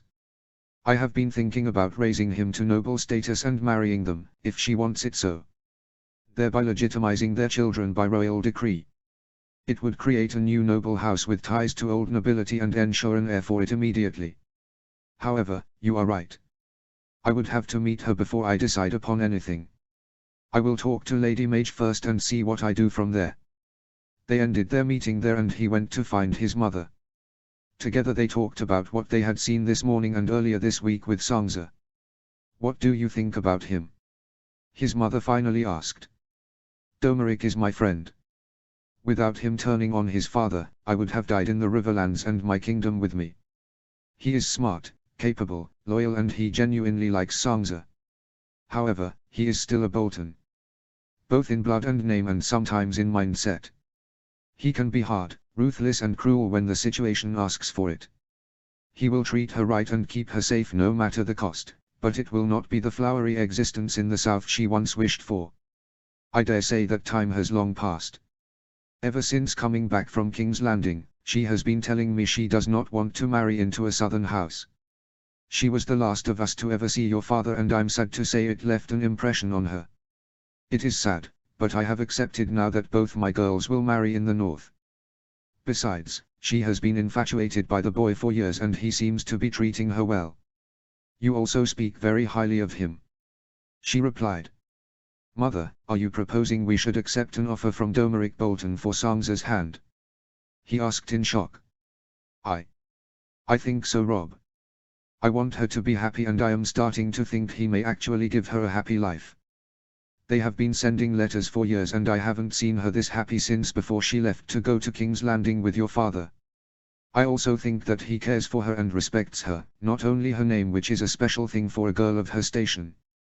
However, the political implications of her marrying a Bolton and the son of a traitor may be too grand to ignore. Let me worry about the political implications, Mother. Domeric has been nothing but loyal and has integrated well with others from our generation. His bonds with houses Carstark, Umber, Sewin, Riswell and Dustin are very good. Only the situation with the Hornwoods irks me. If he wants to marry Sangza, he will have to fix that. Otherwise it would be a good political match. After the Tullys, the Boltons are my strongest bannermen and thus it would make sense. It would also help getting the Boltons, Dustins and Riswells into the fold and end what father started when fostering Sangza and promising Rukun. All I care about is what you think about it all and if you think that she will be happy. That is very kind of you, Rob. I know it is within your power as new head of the house to decide this without me. She smiled. You have raised me well and you love both me and my siblings. I will never forget that. No decision about their lives will be made without consulting you about every detail of it. I promise you that. He responded honestly. Thank you.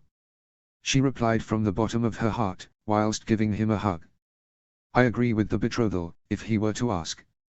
Sangza will be happy with him and he is strong enough that he can take care of her. A northern marriage also has its advantages.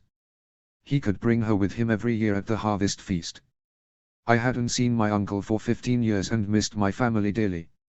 If she marries Lord Bolton, that will never happen to her. That is true. He agreed. I will also inform Alice of our decision, but no one else. You have to make sure to not tell Sangza anything. It is of the greatest political importance that Domeric makes his intentions about Sangza known first. He will have to make certain concessions to the Hornwoods, if he wants to marry a Stark princess. I can't do that if he already knows that I will accept. Sangza's future is paramount, but that does not mean I will not try to get the best for the North out of it as well. I understand, Rob, I will do as you ask. She replied. Will you accompany me to lunch? He asked her. It's been too long since I've had lunch with my mother. He smiled and her whole face beamed back at him in response. Without saying a word, she extended her his arm in proper Southern fashion and he took it with a smirk. Some things would never change and he was glad for it. Chapter 70, Giving Back. 302 AC. Aria. The cold grey walls of Winterfell always managed to calm her down. She walked through the halls and let her fingers run along the granite stones. They felt cold, hard and dry, but most of all they felt like home. She had just dropped off Edda with Alis and was making her way up to Father Solar, no Rob Solar. Nymeria needed to hunt and she had things to discuss with her older brother. There was one thing that remained unresolved and that couldn't be. It was time she saw her revenge. She had waited long enough. She hugged her direwolf goodbye and looked back at her for a second, as she ran off through the halls. The only good thing to come from what had happened was that NYM could run around the halls freely now. All guards and servants were ordered to let them pass, even outside the gates. She had been a little afraid that Rob would reverse their mother's command, but he had agreed with it and even expanded it massively. Rob had signed a decree 3 days ago that forbade killing direwolves in his whole kingdom. If any wild direwolves were spotted, all his vassals were ordered to immediately send word to Winterfell. When she had asked what punishment he had set for killing a direwolf, her brother had looked her right in the eye. Disobeying the order to send word means the war. Anyone proven guilty of killing a direwolf will be beheaded, preferably by me personally. The answer had come. She had agreed with that. She seemed to agree a lot with Rob's policies lately. The war had changed her brother. His voice had dropped, and he had put on a lot of muscle. He had grown out a bit and she had to agree that he looked a lot like the painting that mother had of their late grandfather. Yet, when he opened his mouth it was as if their father had come back to them. He was no longer a boy. He had become the ruler of the North now and all could see and hear it. It suited him. However, he was harder than father, sometimes colder too. She had talked about it with Lyanna and her family a few times and they had smiled at her. Your father was a great man and a good lord. He led us in war against the Targaryens and ruled us all fairly. It was a privilege to call him my liege.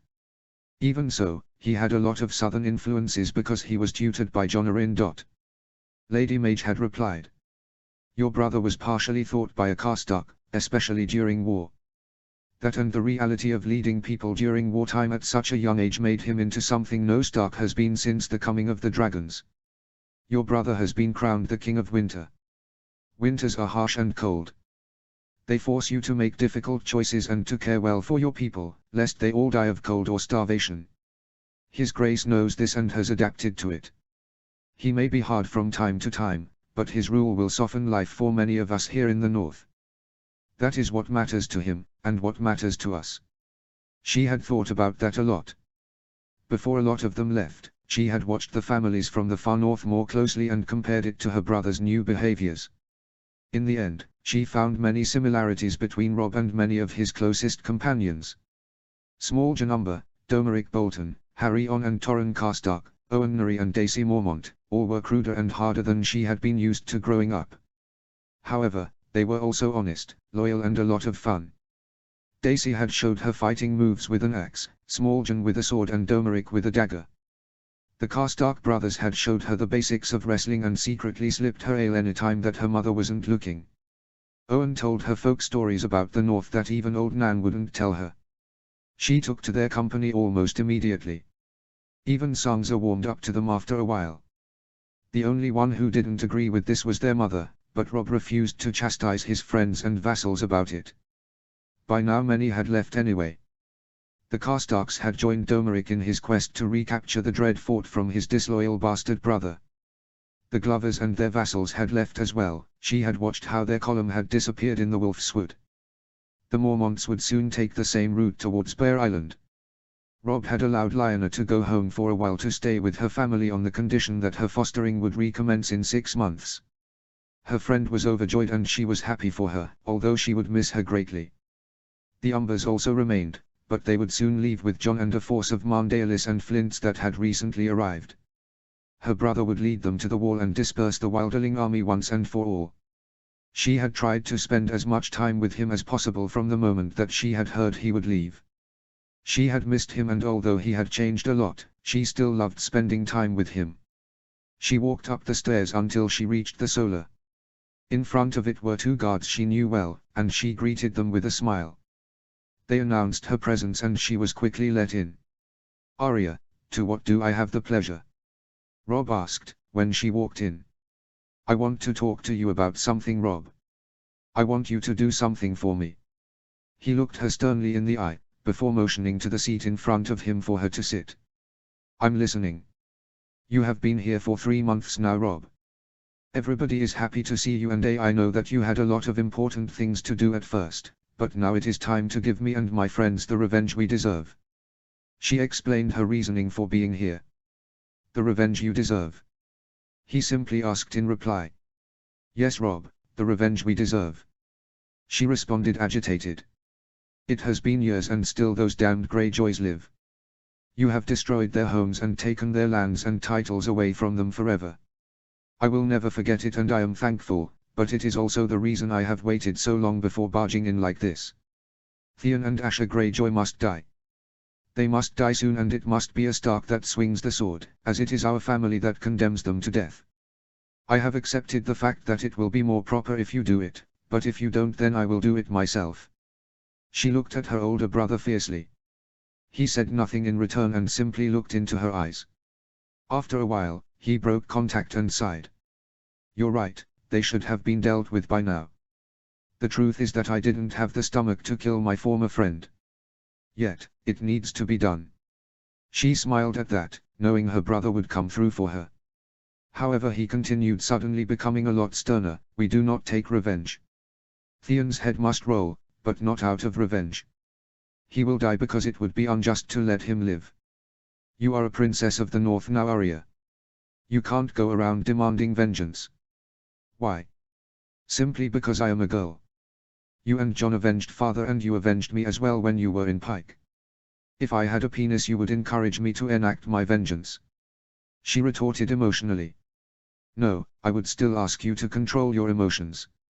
It is true that I and John avenged father and you. Sometimes we let our emotions take over and we felt great doing so, but that was never the main reason we did it. We did it to protect you, Bran, Rickon, Mother, Alis and Edara. We did it to protect our family, to protect House Stark." He scolded her. "Now, it is true Theon must die and Asher is too great a risk to let loose. She would be a danger if she ever got freed. I can't send her to the wall because she is a woman, and if I sent her to the Silent Sisters she would simply escape by force. So yes, she also needs to die." She had wanted to respond harshly, but those last words calmed her somewhat. "May that be, you still need to face the facts. You are a girl, Arya. Despite your escapades and mischief, you remain a girl and will soon be a woman. I am not like Mother, and I will never be. I let you wear a dagger. I let you train with multiple weapons with my vassals. I even allow you and your friends to get in way more trouble than I should." She sheepishly nodded. She had never known as much freedom as these past 3 months. Her education had gone on, but aside from that she could do almost all she had ever wanted. "You remain a woman and you will have to behave like one on certain occasions. In the future, you will have to marry a nobleman. You will have to control a household and you will have to bear his children." She scoffed at that. "I will never marry some southern knight that sees me as nothing more than a broodmare." Rob's face softened somewhat. "Arya, I will always consider your opinions and your well-being. I will never marry you to anyone from below the neck, as it would not be the right environment for you. I will also listen to your opinions about men. You will have a say in everything, just not the final one. Do you know that I have already refused 6 betrothals for you?" Her mouth fell open. "People have asked for my hand." "Yes, and I harshly told them that you are only 12 and that it will be years before I even entertain the idea of betrothing you. Besides, those coming from the south would have been refused anyway." She looked at him in shock but tried to process his words. He seemed serious about not sending her to the Riverlands, which was good. She also knew his consideration for her opinions was genuine. It was the fact he wouldn't entertain proposals for years that got her confused. Why wouldn't you consider any proposals now? Because I know that you don't want to marry anytime soon, and I will not force you. You will have to marry in time, but I am not planning of sending you away from Winterfell so soon. Whether you marry at 15 or 18 does not make too much of a difference to the internal politics, and I don't want you to be unhappy. He responded. His eyes told her he wasn't lying. Neither of her siblings had ever been able to lie to her without her noticing. She walked across the room and hugged him. "Thank you, Rob," she just whispered. He stood up and held her for a while, before slightly pushing her back. "You are no broodmare, Arya, and you will never be. I will respect your wishes, as long as you do your duty to House Stark whenever the time comes. Do we have a deal?" She nodded weakly. "What if I fall in love before that, like what happened with you and Aelys?" she asked. However stupid the idea of boys and love seemed to her, it might be her only shot at being happy. If she had to marry anyway, it would be better if it were a boy that she herself liked. Her brother smiled. "If you fall in love with a boy of a noble house, like I did with Aelys, then I will give you my blessing as long as he is loyal and good to you in mine and mother's eyes." "Why do you ask? Do you have anyone in mind?" "What? Bah, no. I don't even want to marry in the first place. All boys are stupid, the only exceptions are you, Jon and Bran. Maybe Rickon too, if he isn't screaming, and that's because you are my family. All I'm asking is if I can do my duty and be happy at the same time." She screamed back. The King of the North laughed loudly as he hung back in his chair. After a while, he leaned forward. "You can be happy either way, Arya. Mother and father were happy, and they didn't want to marry at first. Even so, I promise not to betroth or marry you to anyone you don't know or truly despise. He will also have to be of the North so you can feel at home amongst our people." She looked at him in doubt. It was true that mother and father had been married out of necessity, and mother had had Rob when they had barely known each other. At least her future husband would be Northern. That way she could at least see her family from time to time, unlike mother, who hadn't been able to attend grandfather when he lay dying. "Now come with me, I will not deny you your last words to these Crickens," he said, as he stood up and brotherly put his arm around him. The next day, she looked stoically at the block of wood in the middle of the snowy courtyard. Many of their vassals, guards and servants had gathered around in a wide circle. She sat in the position of honor at the front, together with Houses Umber, Mormont and Marndaly.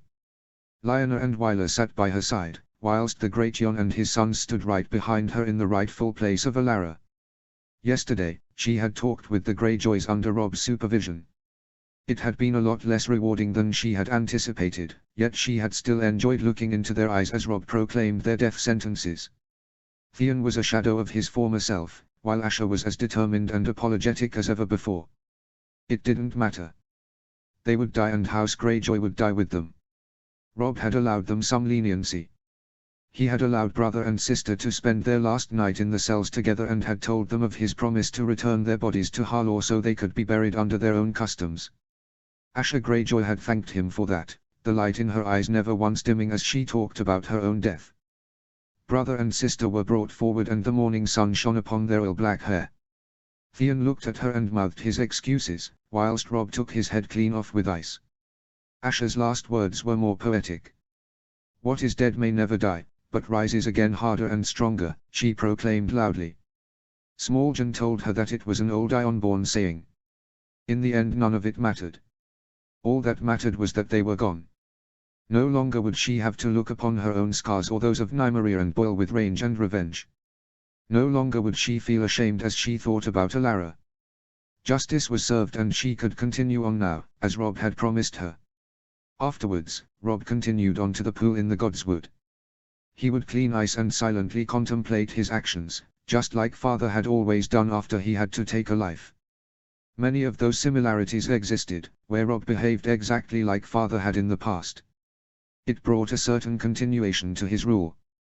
It had brought a calm over all the inhabitants of Winterfell, as if the years of war had been nothing more than a bad dream that had been resolved by the return of their rightful ruler. John had agreed with her assessment. Rob is the rightful heir of over 8,000 years of Starks, Arya. 8,000 years our family has ruled here. First only here in Winterfell and the surrounding regions, afterwards their lands grew until they encompassed the whole of the north. Rob was quite literally born and raised to do this, and everybody recognizes this in him. She had responded that she would have still preferred it if father had lived and ruled them. Her brother had looked sadly upon her. As does Rob, but it is not something he can change. Instead he does the next best thing by continuing on as much of his ways and spirit in his rule as he can. This had made her look at her eldest brother in another light, and his actions of the last 2 days proved John was right. She would allow him his peace in the Godswood. She walked over to Alis and asked if she would be allowed to pick up Edda from her nurses to play with John and her. Alis agreed, and so she walked inside with John to pick up her little niece. They found her playing with her stuffed direwolf in the nursery. The moment she saw her she picked up the doll and waddled over to them. Her loud laughter echoed from the walls, and the maid watching her smiled at them. They thanked her profusely and told her they had permission from the Queen to take over. Play we Nym and Ghost? Their niece asked hopefully after she had welcomed them both with a hug. Do you want to? John asked her. She nodded profusely. Well, we'll take you to them then. He winked, after which he offered her his hand. She took it and gave her stuffed dragon to her. She put it back on her bed and took the other hand. They walked out the nursery back towards the courtyard. Where are we going, John? She asked. To the kennels. Ghost and Nymeria will be waiting on us there. He responded. How do you always know? She asked suspiciously. The same way that you know, but I am way more experienced in it than you are. He winked back at her. She looked at him in shock and opened her mouth to reply. Not here, we'll talk about it, but not here. He responded quickly, whilst glancing at Edda walking between them. She nodded quickly and they walked on towards their direwolves. All the while answering the barrage of questions coming from their family's little wolf pup. Rob. He had spent the rest of the morning alone in the Godswood. He had cleaned ice in the small pool of water under the weirwood tree. He had done it the exact same way he had seen father do it over the years. Father had once told him that grandfather Ricard had confided in him that his father Edwyle and all previous Starks had done it this way. It was a way for the Stark of Winterfell to come to terms with the fact he had taken a life and to cleanse his spirit and conscience in the eyes of the gods. Afterwards, he had gone to his solar. Now that the Greyjoys were dealt with, he knew the Mormonts would soon leave. He had to have a talk with Lady Mage now, or he would have to wait 4 months. He had asked one of his guards, named Walton, to fetch her for him, and it seemed they had finally arrived. Thank you, Walton. You did well. I ask that you join me at my table at lunch tomorrow. I would like to know how you experience the new regime and if there is something that I could do for you. He smiled at the loyal man. He had served Winterfell for over 8 years now, but had only recently been promoted to his personal detail after Alis and Bran had informed him of his loyal service these years he was away. The guard looked baffled, but soon got a hold of himself. Thank you, Your Grace, he responded, as he bowed deeply. Walton left his solar and closed the day behind him. I think you just created a devout follower for the rest of your life. Lady Mage remarked with a smirk. From what I heard, he was just that for my family when we were in the south. It is overly deserved and will make for some variation in conversation tomorrow. He replied. Please, Lady Mage, take a seat. She did as he asked. You wanted to talk to me about something, Your Grace. I did. I ask you to please entertain my request, although it might sound weird in the beginning. He started. She looked questioningly at him, so he continued. I would like to ask you about your daughter Alysanne. Tell you about Alysanne. What do you want to know, and why, Your Grace? Has she done something to displease you? I know she can be quite gruff, but I assure you she is loyal to the bone. Calm down, Mage. She did nothing to displease me and isn't in any kind of trouble. I just want to know the vassal that has de facto ruled Bear Island for the last 3 years. What is she like? How has she been running Bear Island these past years in your absence? How did she react to the Ironborn in the Bay of Ice? How was she with the common people? What is the situation with her children? How is their father like? Those are the kind of questions I would like to see answered today. The Lady of Mormont Keep looked at him with suspicion. You swear that she is not in any kind of trouble? I swear it on the gods. He vowed solemnly, which calmed her considerably. He gestured at her to start. Well, Alyssane is my second born. She will have passed her 28th birthday by now. She is the quietest of all my daughters. She only speaks when she needs to, but what she says is always worth listening to. She has long been one of my advisors in running Bear Island, since the beginning when I came to rule the island 9 years ago. She has run the island and the keep smoothly in my absence, trusting in and delegating to the right people when it was called for. He motioned for her to continue. Concerning the Ironborn, well, they never made serious landfall on the island. A few raids were done, mostly on remote fishing villages. She is a very capable warrior in her own right and managed to eliminate one of their raiding parties.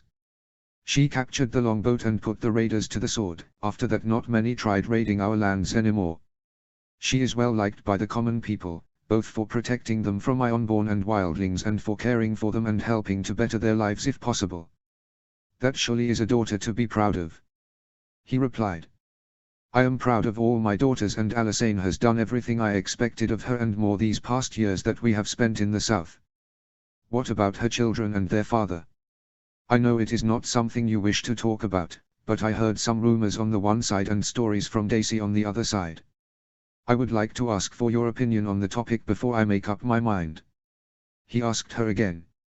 Mage Mormont sighed. She has 2 children. A daughter Little Mage, which she named after me, and a boy named Donna after my grandfather. Little Mage will be 11 by now, whilst Donna will be 4. Gods, that boy was only a babe when I left him. The father is named Artos. He is a common guard in our service. A good man, but a commoner. She has refused to stop seeing him and there is not much I can do about it. The 2 of them clearly love each other. Tell me more about him. How is he like? Excuse me, Your Grace, but why would you be interested in my daughter's paramour? I will always tell you all you need to know, but this does not feel important enough for me to compromise my daughter's reputation.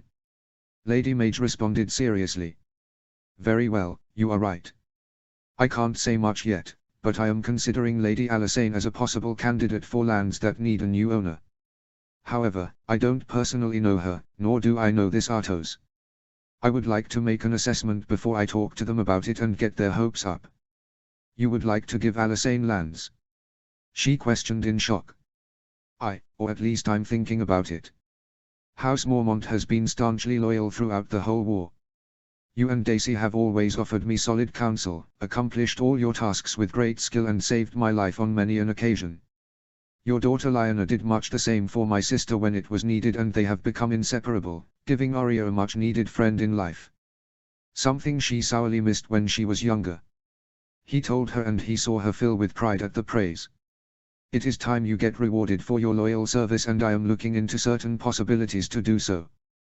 One of those is to give Alyssane lands. Many lands in the north need a new ruler and I'm looking for people who could be a good steward and ruler. Your daughter seems like a good candidate.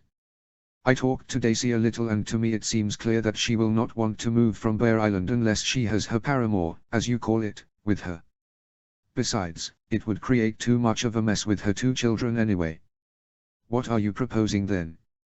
The Lady of Bear Island asked in confusion. I am contemplating giving Alyssane lands. She would create her own house.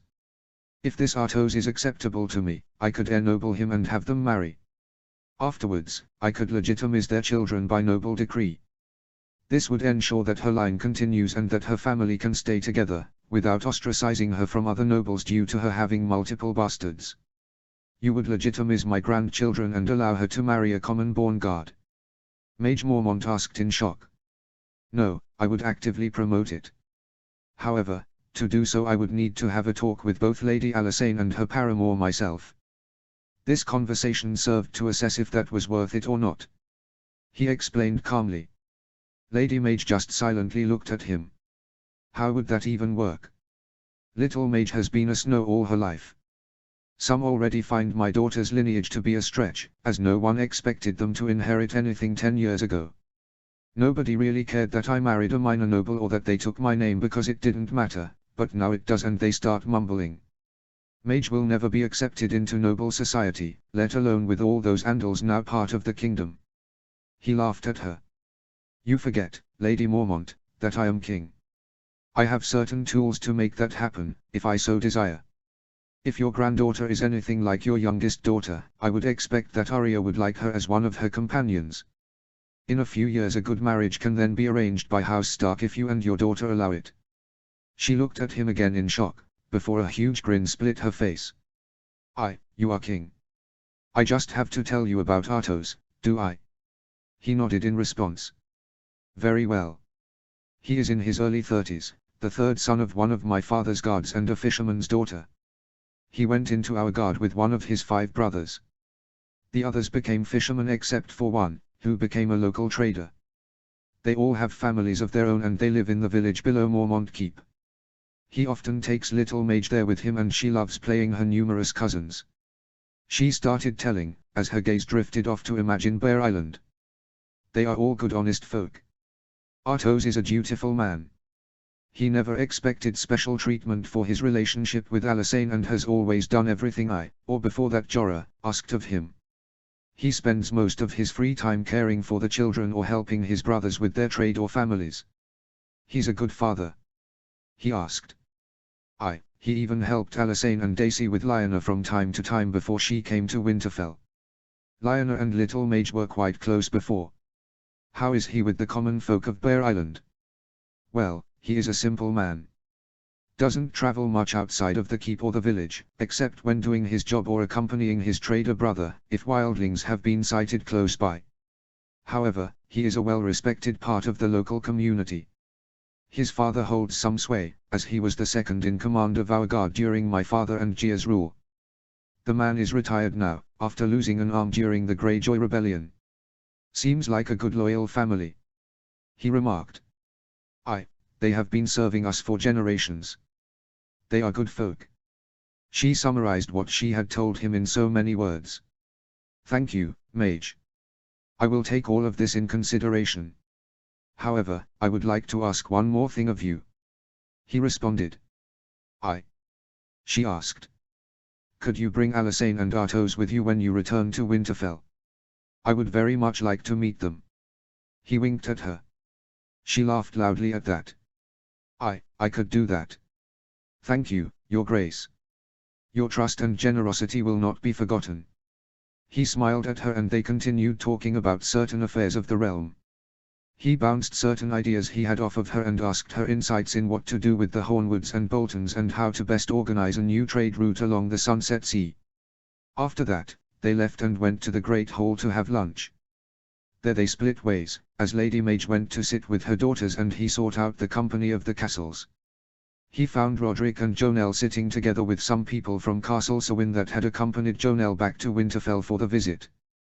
He recognized a lady in the colors of House Condon, amongst others, talking with Beth Castle.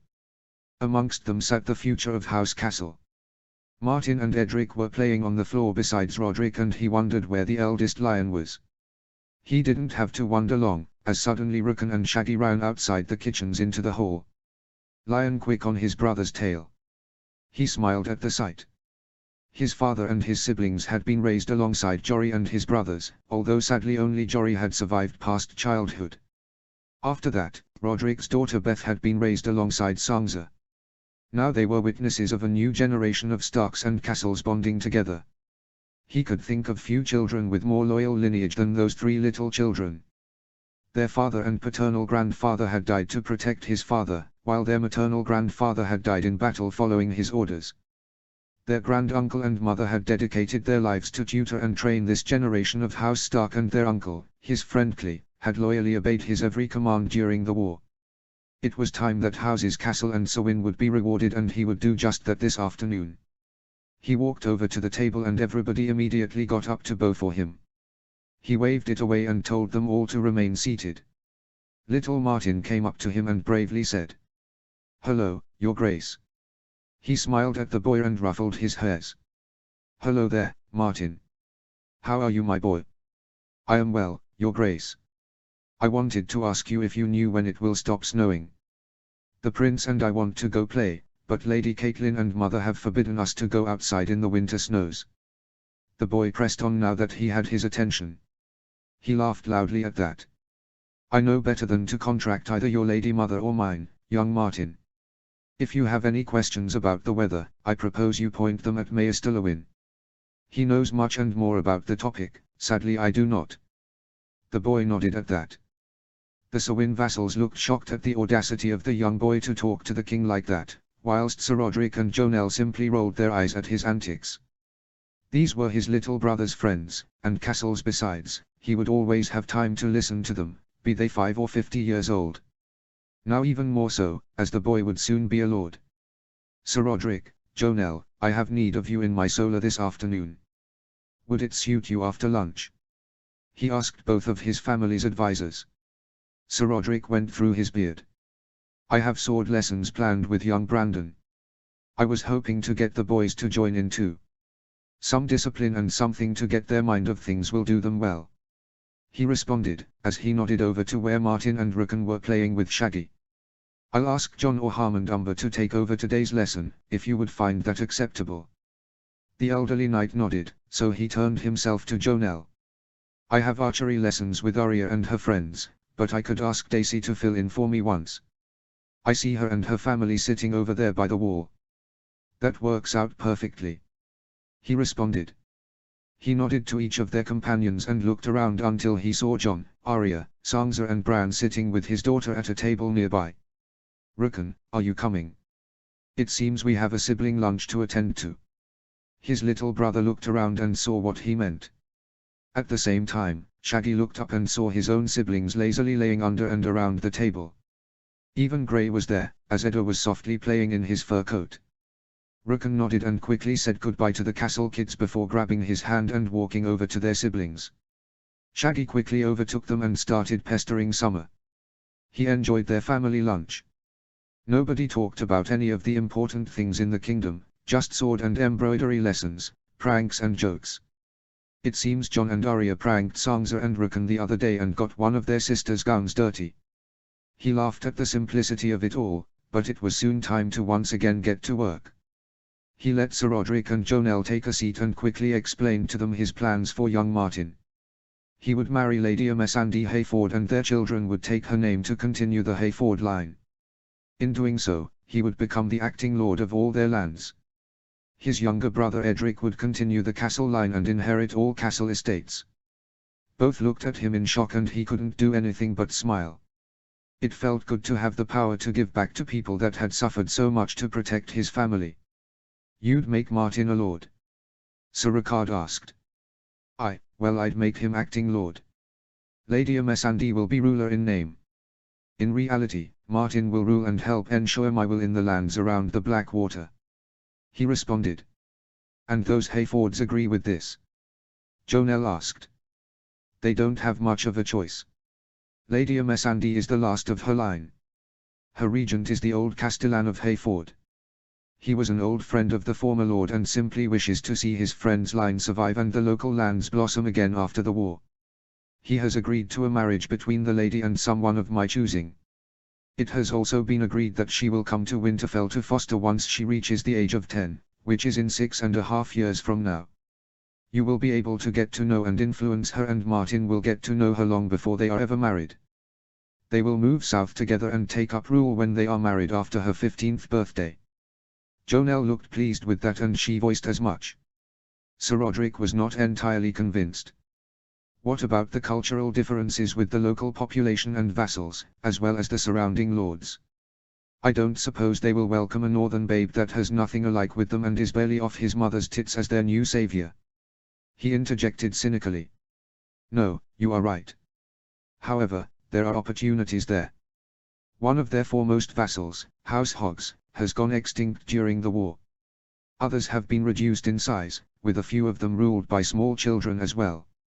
House Hayford lost a third of its population to war, famine and disease. He replied, taking some time to let all he wanted to say resonate. The small area around House Hogg's former seat, Southhorn, has lost 2/3 of its population. The seat has been awarded to John Slate, Lord Slate's nephew. He will settle some of the veterans that didn't want to go home over there, and his uncle is at the moment preparing a group of over 800 people that want to migrate south to join him. John will keep an eye on the Castellan and northern interests and will help to introduce our customs and traditions in some of Martin's lands, as well as in the minor nobility. Sir Roderick listened attentively and nodded at what he said. That will help, but it can't just shift the area overnight alone. He and his lands will be an island of mixed cultures in a sea of Vandals. Now there you are wrong, Sir Roderick. He laughed. Hayford borders what was once King's Landing, and those territories have been given to the Great Yon's younger brother. Another house that borders Hayford is Rosby. The heir's hand will be given to Alaric Carstark. Together these three will form a cluster that will be a safe haven for our veterans, as well as people who wish to flee the cold northern winter and settle there. They will also be a strong enough presence to deter the Stormlands or Reach from expanding their influence north of Blackwater Bay. You would put Martins on par with the rewards you have given to houses Carstark and Umber? Jonel asked, surprised. Aye, at least for the most part. House Castle deserves it after what his father and grandfather did for us, after what you two did for us. However, he's not only a scion of House Castle, he's also part Sewin, and you deserve it too. Your father Meager's dead secured the army's survival and my successes against the Lannisters at Riverrun. I sadly can't thank him for it, but I can show my gratitude to his grandchildren. He responded, thinking back at all those that were lost. Jonel was clearly touched by his words and silently worded thank you. Sir Roderick did speak up. As nominal head of House Castle, I thank you, your grace. However, you spoke over grandchildren plural. Do you have anything else in mind for Lion and Edric? Well, I have ideas, but nothing will be done without your consent. Edric, as the heir to House Castle, will be ensured high positions at court and monetary rewards when he comes of age. If he wishes it, he will have the same influence with me and my siblings that you, your brother and Jory had on me and my father. He said calmly, letting ample time pass to be interrupted if they disagreed with his views, yet neither of them did. Lion is more nuanced. It could be a great boon for Martin to marry her to the heir of one of his neighbors. It would make her a lady and her children lords and high nobility. If she wants to stay in the north, she could have a very profitable marriage as well. She has royal favors and is the niece to Lord Sewin. That will mean something. He continued, and Jonel nodded happily. He then turned to Sir Roderick. Don't think I will forget Beth either. If you accept, I will search a very profitable match for her. The heir to a house sworn to either Winterfell directly or the Sewins, maybe even a Wolfswood clan. If she wants to go to the south, I will arrange a marriage for her and one of Martin's major vassals. Don't worry about the dowry, I insist that I cover it. Thank you, Rob. Was all that his old master-at-arms managed to get out. My father and I have had so much to thank to the two of you, and to those who should be here with you but aren't anymore. This is my way of giving back to you. I owe House Castle and you both a debt, I will see it paid. The Lannisters aren't the only ones who pay their debts. He responded seriously. Both thanked him again and left the Solar right after. He would announce the news in a week, giving him the possibility to inform Clea of it beforehand. He walked over to the window and looked at the snow-covered hills in the distance. He saw trails of small animals that had crossed it. Closer to him, he saw two guards walk across the outer wall tucked in heavy furs. They sped up, wanting to get inside of the next tower where a fire was burning to warm them. These were his lands, his people, and he would do his best to make their lives better. He sat back down again and looked at the stack of letters that hadn't moved since Lewin had put them there this morning. He sighed and grabbed one. He read through updates from all over his kingdom. There was one from Roderick Umber, or Sumber as more and more people were calling him. It was an abbreviation of a joke the Great Yon had made about his younger brother, calling him a Southern Umber. It detailed the situation along Blackwater Bay and the relations with the Baratheons, especially Lord Gendry Hammersmith. Other letters had come from Uncle Ed Muir, Oliver and the Wall. In 2 days, Jon would depart with 4,000 men to march north and finish the Wilderling threat. Besides Stark forces, the assembled army consisted mostly of Umbers, Marndaelis and Flints, but the mountain clans, Skagasi and Karstark battalions who were already present would also fall under his command once he arrived. He would also help to empty out the dungeons. Hundreds of men, mostly Ironborn, were still stuck in Winterfell waiting to be escorted to the wall. Jon would take care of that. He would also help all the different prisoners from over the years that have already sworn their vows integrate with the Night's Watch. It would be his last big task before they started working on his keep. He planned to officially name him Hand of the King and give him the power of being his representative the night before he left. That way, no trouble with command or decisions would ever occur. Suddenly, a knock was heard at the door. Walton's voice could be heard through the thick oaken door. "Your Grace, Maester Lewin is here to see you." "Let him in." He called back, not bothering to look up from his letters. Maester Lewin walked in and the man quickly greeted him with a small bow. He waved the gesture away, as he always did. It had become somewhat of a jest between them and he had grown quite fond of the playfulness of it all. Everybody knew by now that he had a total disregard for royal decorum, let alone that his old tutor would now have to seriously bow down to him. It was completely ridiculous. "Your Grace, a letter has arrived for you," the older man said calmly, waiting for him to look up from the stack of papers in front of him. "Just put it on top of the others, Maester. I'll take a look at it later." He waved it away. They had done this many times by now. "I don't think you understand, Your Grace. The letter bears the sigil of a yellow rose on a green field," the Maester insisted. He looked up in shock and felt his eyes grow wide. He stuck out his hand and the Maester gave him the letter. He waved at him to come around and read along with him as he opened the letter. "To Robb Stark. I write to you to discuss our ongoing conflict. All this strife has only led to pain and suffering on both our sides. Neither of us asked for this to happen. We have both lost our fathers and our people have endured much hardships because of it. As such, I propose we end all hostilities between our houses and our kingdoms. I would ask we do so peacefully, as I do not wish to fight a protracted conflict like I did with the Ironborn. I offer you the following terms for peace. We will recognize the dissolution of the Iron Throne. The Seven Kingdoms will be no more. We will recognize your Kingdom of the North and the Riverlands. Your conquests around the Blackwater and in the Westerlands will be accepted. In turn, you will recognize me and mine as kings of the Reach.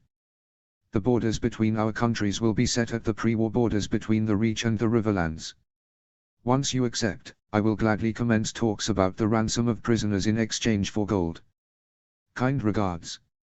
Willers Tyrell, Lord of Highgarden, Warden of the Mandaya, Defender of the Marches, Protector of the Rosa Road and King of the Reach." He read it again in silence, before commenting on it. "Pretty titles," was the first scoff that came out of his mouth. This proposal couldn't be taken seriously. Nothing was mentioned about the castles and lands he had under his control, neither were his allies or the fact he beat all their incursions into his lands. He voiced as much to Maester Lewin. The Reach is almost as destroyed as the Riverlands were and the Tyrells are in no shape or form prepared for a protracted campaign. I don't care if they have Randil Tarly on their side or not. They will not succeed in a war.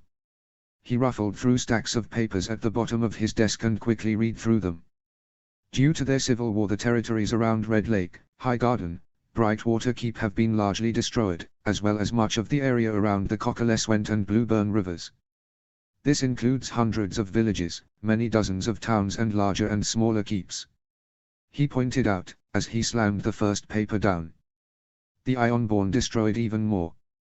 The Arbor is a wasteland. The region around Old Town is completely wrecked and Old Town's own harbor has been set ablaze. The Shield Islands are completely decimated, as is the coastal territory around the mouth of the Mandaya River. On top of that is the destruction of uncountable fishing villages around the Sunset Sea. He continued, slamming the second one down.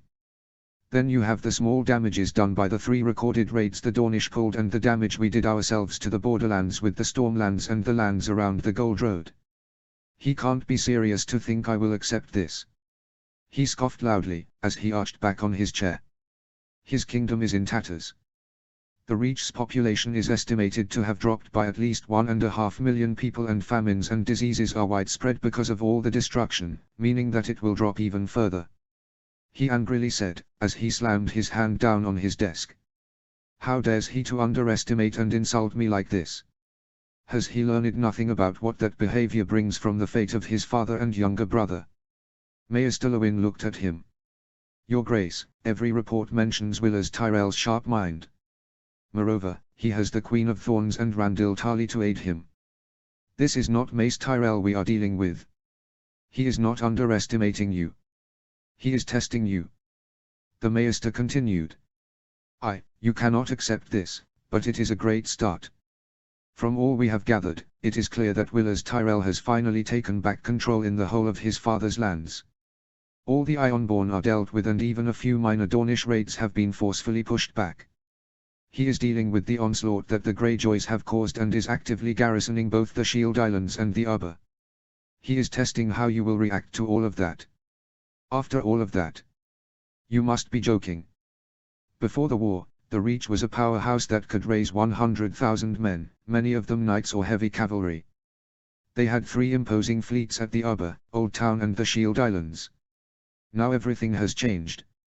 With great effort they could maybe raise 15 to 25,000 men.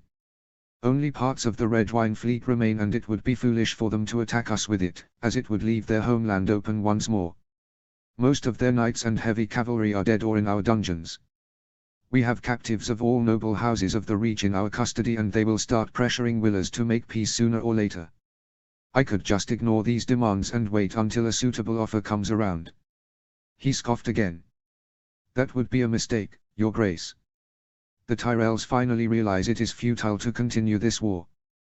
They try to come at it from a position of strength, for example by mentioning the Ironborn they dealt with, but in reality they are simply begging you for peace.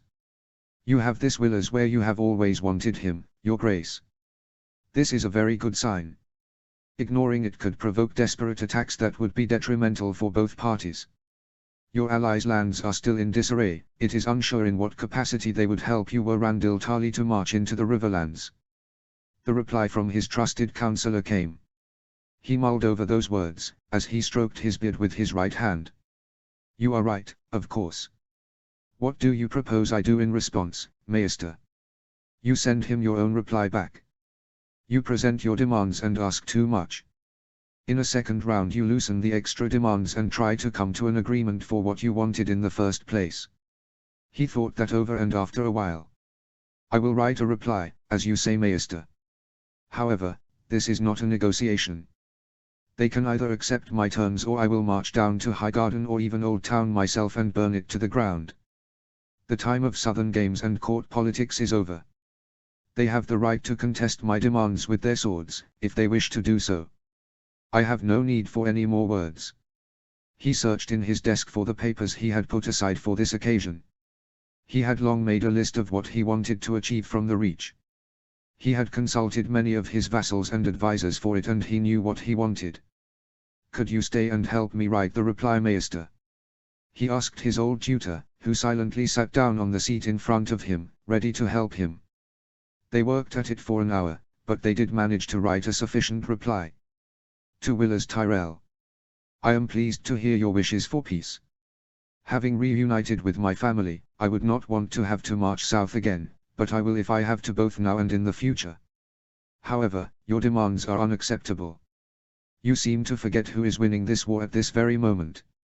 If so, I would kindly ask you to speak to your many bannermen. Ask them how their lands or captured kin are faring. I offer you these improved terms. You will recognize the dissolution of the Iron Throne. The 7 kingdoms will be no more. As one of the 9 regions of the former kingdom, you will take on 1/9th of its former debts with the Iron Bank. You will recognize my kingdom of the North and the Riverlands, as well as the Storm, Westerlands and Vale kingdoms. You will also recognize our temporary dominion over the Iron Islands. In turn, I will commit myself to ensure that they are never able to do to your lands what they have done during this war. You will recognize the new southern border of the Kingdom of the Riverlands in its entirety. It runs from the mouth of the Blackwater, along the river. It then follows the Gold Road until it reaches the mountains of the Westerlands. All territory north of the Gold Road that was formerly administered by House Tyrell will be officially ceded to us. We and our allies will cede any claims to lands south of the Black Water that once belonged to House Gardner. You are free to administer your authority therein, if you so wish it. The Kingdom of the Reach will pay war reparations for its campaigns in the Riverlands. You will annually deliver the amount of food that you usually transported to King's Landing during the reign of Robert Baratheon at your own cost for 2 years. Deliveries will be made on the 1st of the new year. Failure to meet the aforementioned date will result in a declaration of war. Old Town and the Starry September will once again become the heart of the religion of the Seven. The September of Baelor will not be rebuilt. All its remaining artifacts will be handed over to representatives of the Starry September under your supervision. In return, any debts the Iron Throne owed to the Seven will be declared null and void. I propose that you use your, and your mother's houses, considerable influence over the most devout to achieve this. Any member of the most devout still in our captivity will be released without recompense. In turn, I will recognize you and yours as kings of the Reach and the legitimate successors to House Gardner.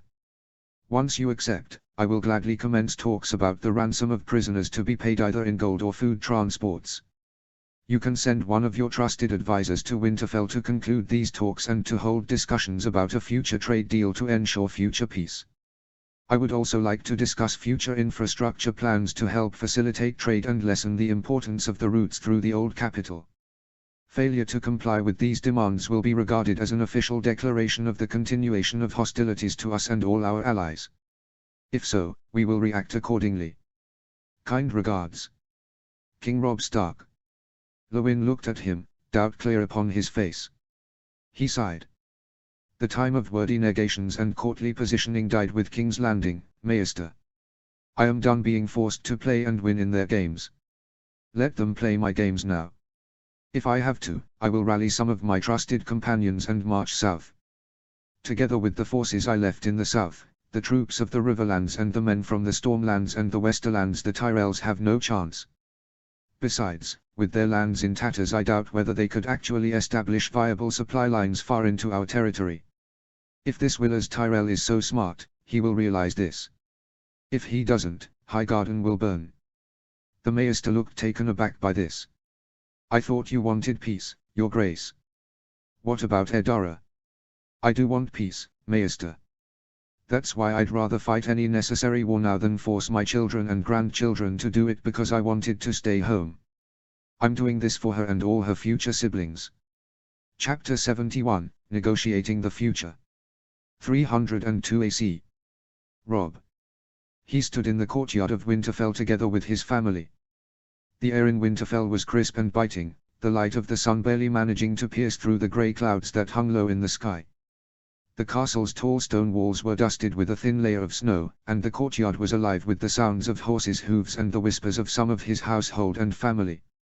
They had all gathered expectantly in the courtyard, their breaths visible in the winter cold. Grey Wind lay at his feet, his keen eyes fixed on the entrance. The sound of approaching hooves and the soft crunch of snow underfoot reached his ears, igniting a spark of anticipation within him. He glanced at Alis, her gloved hand wrapped around his arm, her brown hair cascading in waves from under her small copper crown. Her gaze met his, an unspoken understanding passing between them. The courtyard buzzed with a mixture of restrained energy and hushed conversations. His mother stood a little apart from the main gathering, her eyes alternating between Robb and the approaching party. Arya and Sansa stood by mother's side. Sansa's auburn hair standing out against the winter landscape, her posture graceful yet tense. Bran and Rickon, bundled in their fur cloaks, exchanged hushed words and excited glances. Maester Lewin stood right behind him, as he wanted to keep his advice close. Then a group of horsemen rounded the corner, revealing Domeric Bolton leading a contingent of his men-at-arms. Domeric's fur-trimmed cloak billowed behind him, his eyes locked onto Robb's before sneaking a glance towards Sansa. Robb's heart warmed at the sight. Most wouldn't have noticed, but for those paying attention it was clear that Domeric was in love with his sister. He maintained his composure, making sure to not show anything. Lord Domeric, it's good to see you at Winterfell, he greeted warmly. Thank you, Your Grace. Domeric replied with a nod, his expression mirrored the genuine camaraderie in his voice. His gaze shifted briefly to Alis, a slight bow acknowledging her presence. Alis stepped forward, her smile genuine as she extended her hand in greeting. Lord Domeric, your presence brings warmth to our halls. Thank you, my Queen, Domeric responded, his words carrying a sincerity that belied formalities. He pressed a small kiss on the outstretched hand, before turning back to him. The head of House Bolton turned towards the rest of the courtyard and loudly proclaimed his message.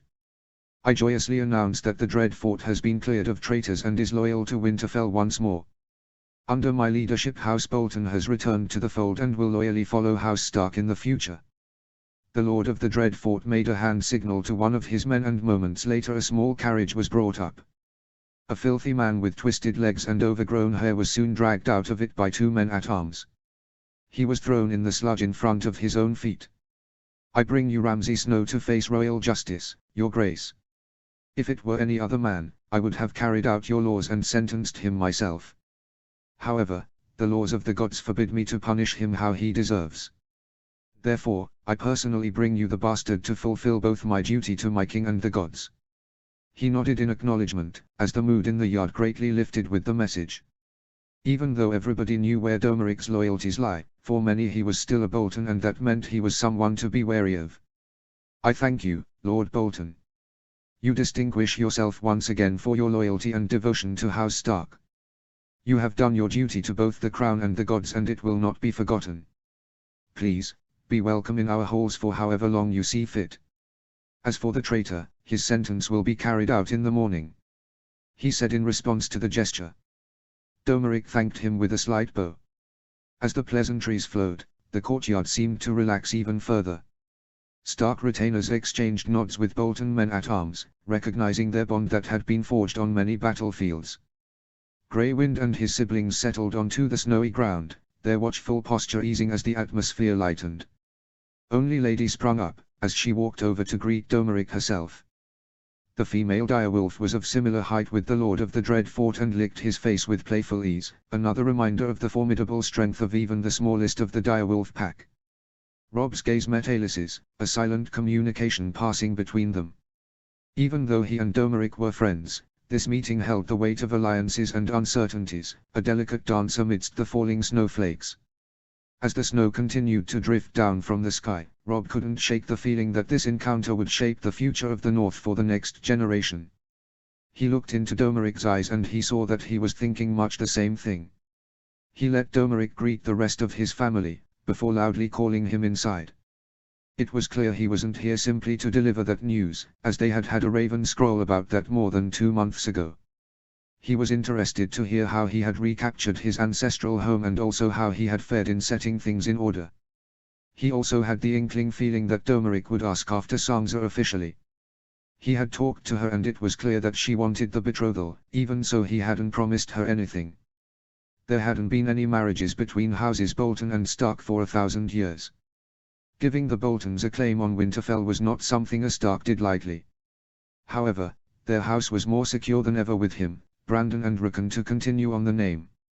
Aelys had also proven to be fertile and hopefully she would soon be pregnant again.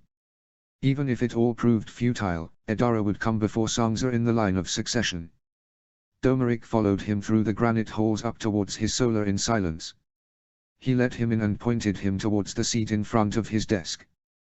Please Dom, have a seat. They talked a little about his journey here and how the lands looked that he had passed through, before the servants came in with food and wine. They each took their fill and afterwards the real conversation started. Now, tell me how you recaptured the Dread Fort back, he asked. Well, as you know, we had been investing the keep for just under 2 months. Harryon was just preparing to leave for Carhold, when the garrison suddenly surrendered. It seemed fishy. I had offered them surrender 3 times before. 3 times that bastard tried to kill my messenger. The 3rd time an arrow hit my man in the knee. After that I had decided to not offer anything anymore. However, 3 weeks later they suddenly all surrendered. They dragged a man out in front of them dressed in rich pink clothing with the flayed man of my house stitched upon it. They told me it was Ramsay Snow, but when I looked him in his eyes, I immediately knew they lied to me. I had asked around for detailed descriptions of how the bastard looked beforehand. The man in front of me looked a little like him, the same long dark hair and sloped shoulders. Nonetheless, the eyes were different. I had been told over and over how Ramsay had the same pale eyes as my father, the same eyes as me. This man in front of me had light brown eyes, a far cry from how my father looked. He nodded along. No one could forget the Bolton eyes once they had really looked into them. I thanked the captains for their loyalty, whilst asking them to order the rest of the garrison to lay down their weapons. They did so, after which I had all the captains arrested. I ordered the garrison to be guarded by the Carstarks, so no one would escape out of favoritism. After which my man strode into the keep. They turned over every nook and cranny and brought everyone living in the castle outside. We found the bastard hiding amongst the kitchen staff. When he was found out, he killed 2 of my men before wounding 3 more. I couldn't kill him, but I did want him punished. Even more, I wanted to make sure he couldn't escape. So, I had both of his legs broken. It doesn't count as kinslaying, but it got the message across to all those watching. He raised his eyebrows at that. This was one of those rare instances where the Bolton brutality showed through Domeric. However, he couldn't really fault him for this. Ramsay had taken over his home, unlawfully called himself a Bolton and donned his house's colours. He had conspired with his father behind his back when he was appointed Castellan in the first place. He had discredited House Bolton in the north, antagonized its neighbours and ruined its relations with its local population. He would let the cruel act slide.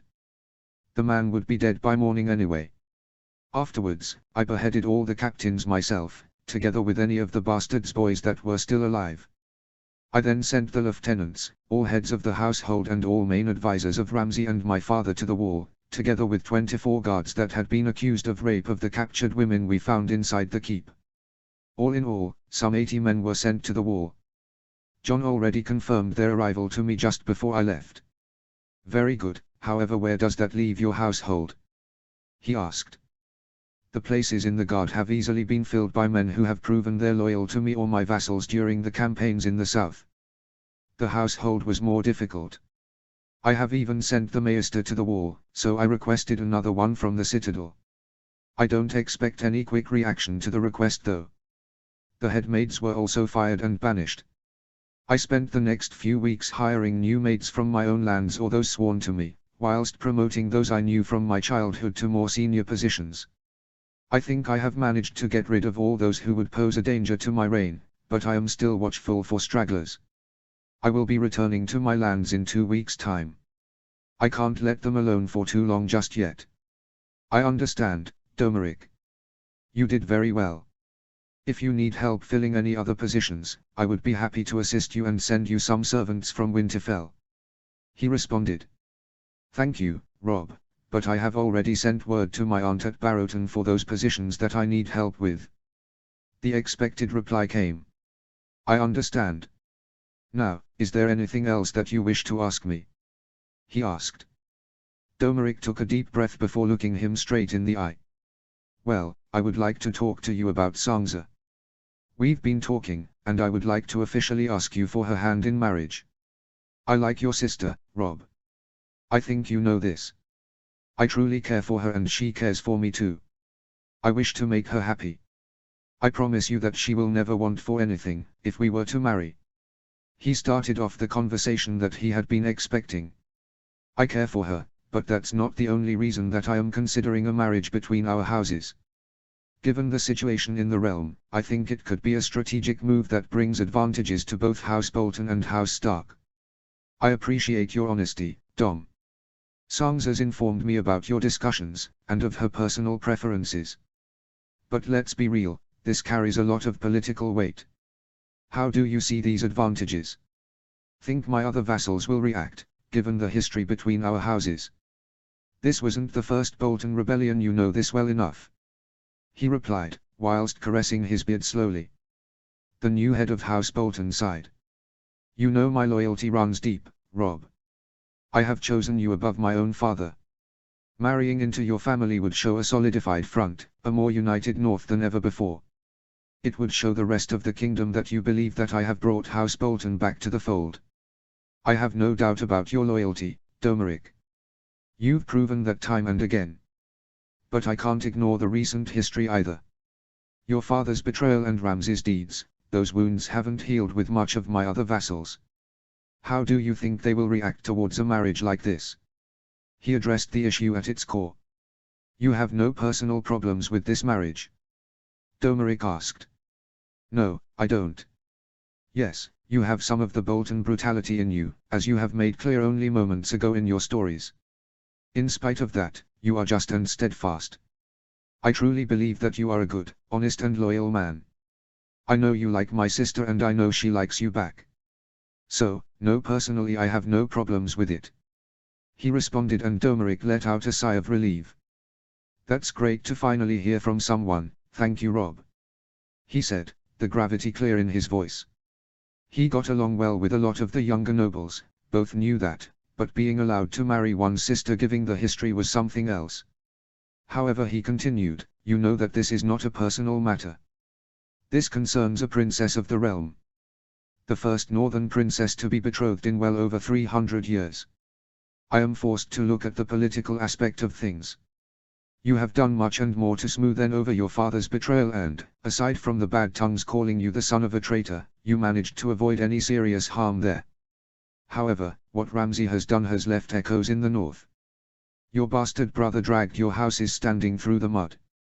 He attacked the lands of House Hornwood and House Umber, attacked forces belonging to Houses Umber, Carstark, the mountain clans and the Scagassy, and terrorized the border populations of all your neighbors. I hear you have already set the last thing to right, and I trust you will do the same in the other instances. Even so, the question remains, how are you going to fix those two other issues? Domeric's expression shifted, a mixture of surprise and contemplation crossing his features. I hadn't thought about it, but you are right. He responded, taking a pause to think. On what to do, I have already befriended Houses Umber and Carstark. I am sure an agreement with those houses can be made. I will reach out to the mountain clans and the Scagassy to apologize, if necessary small monetary compensations will be made. He responded decidedly. He looked him in the eye. Very well, what about the damage to the Hornwoods? They have suffered the most of all of Ramsay's victims. Stark and Mondaily troops were necessary to repel him from their lands and they are still damaged by it. I can offer them a greater monetary compensation. He offered. I don't think that will cut it, Dom. Lord Harleys has done a lot for my family and the North this war. When Darren had been killed, he came home to find his lands under attack from what he experienced as a Bolton incursion. He will want something to show for it as reparation. What do you propose? I believe you should consider giving them a small amount of land. He proposed. Lands? Domeric asked, surprised. Yes, I think granting them a small holdfast and some neighboring lands in contested borderlands will go a long way. He replied. Which lands are we talking about? The cautious response came. Lord Harleys came to me when we assembled the army. At that moment he stated his desire to regain a holdfast lost by his grandfather and hunting rights on a ridge, among other things. This holdfast was taken away from the Hornwoods by my great-grandfather Edwile, after they broke the peace and skirmishes were fought amongst your lands. Your great-grandfather Lord Ruger Bolton helped Lord Edwile and was awarded with the holdfast, as well as the area sworn to it. What area are we speaking of? Domeric asked once more, giving nothing away. He went to his desk and pulled out a map. I have been looking into this. The area around it consists of approximately 7 square miles of farmland, 3 square miles of isolated woodlands, a small creek, 2 hamlets and 1 small village, as well as 4 isolated farmsteads. All in all, some 300 people live on the lands. It is not wealthy, but on one side it overlooks a ridge with good defensible terrain towards the north. That ridge is the exact same ridge Lord Harleys wanted hunting rights for, as they had also been transferred to your ancestor Ruger. You have been preparing this. That ridge would help the Hornwoods to hold the border against any future incursion from my house on that side. Domeric remarked. I have.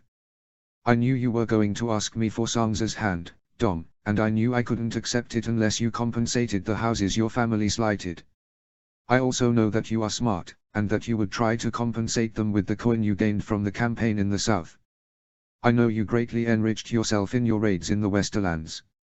You also made quite a bit of coin from your 2 chevauchés into the Reach. On top of that, I know exactly how much I paid out to House Bolton as reward for your services, and it wasn't a small amount. He answered, with a meaningful look on his face. Everything you say is correct. The Lord of the Dreadfort stoically responded. I will allow you to do so with the minor mountain clans, as well as the Scattersea. The latter will need coin, if they want to start trading with the rest of the north, and I want them to encourage to do so. I agree that you will find a way to placate the Umbers and Carstarks on your own, but that leaves the Hornwoods and by extension the Mandaelis. However, I am prepared to take care of the Mandaelis for you, if you agree to my terms with the Hornwoods. Why would you take care of the Mandaelis for me? Domeric's expected reply came. Because I don't want you to be indebted to both the strong houses to your north, as well as the Mandaelis to your south. I want to help stabilize the north. That doesn't mean weakening you. Besides, you don't have such good bonds with the Mandaelis, so I expect they would demand greater compensation than the Carstarks will ask for. Ha, Domeric scoffed, that might also have something to do with the fact that Carstark joined the bastard against his own family. Aye, that too. He relented. However, my point remains. What is the economic yield of those lands? If you add on the taxes from the farmers, possible logging from the woodlands combined with game from the hunting on the ridge, what does that amount to? Domeric asked. I don't know that. Only House Bolton knows that, and maybe House Hornwood has documentation how much it yielded 3 generations ago. However, I don't have that information, as I have not yet informed Lord Harleys of this idea. You are the lord of those lands, and it is your decision whether you agree to this deal or not. He responded. Dom nodded his head at that. I thank you for that, Rob. However, you will make it a condition to accept Sansa's hand, am I correct? I will, unless you have any other proposals that would hold the same significance. He asked in return. No, I don't. You mentioned those lands were poor. As with much of the area, they are sparsely populated and sparsely cultivated. I can't imagine more than half those farmlands being used. The other half probably lays barren, if it is not more than that. The symbolic value is the defensiveness of the ridge, as well as the fact the Hornwoods regain lands they formerly lost. Economically, I think it is negligible. House Bolton's lands hold over 250,000 people. This area is both demographically and economically insignificant. He replied honestly. You are sure of that? He was asked. Almost. If you agree and it turned out to be far more profitable than we thought, then I will personally compensate you for it.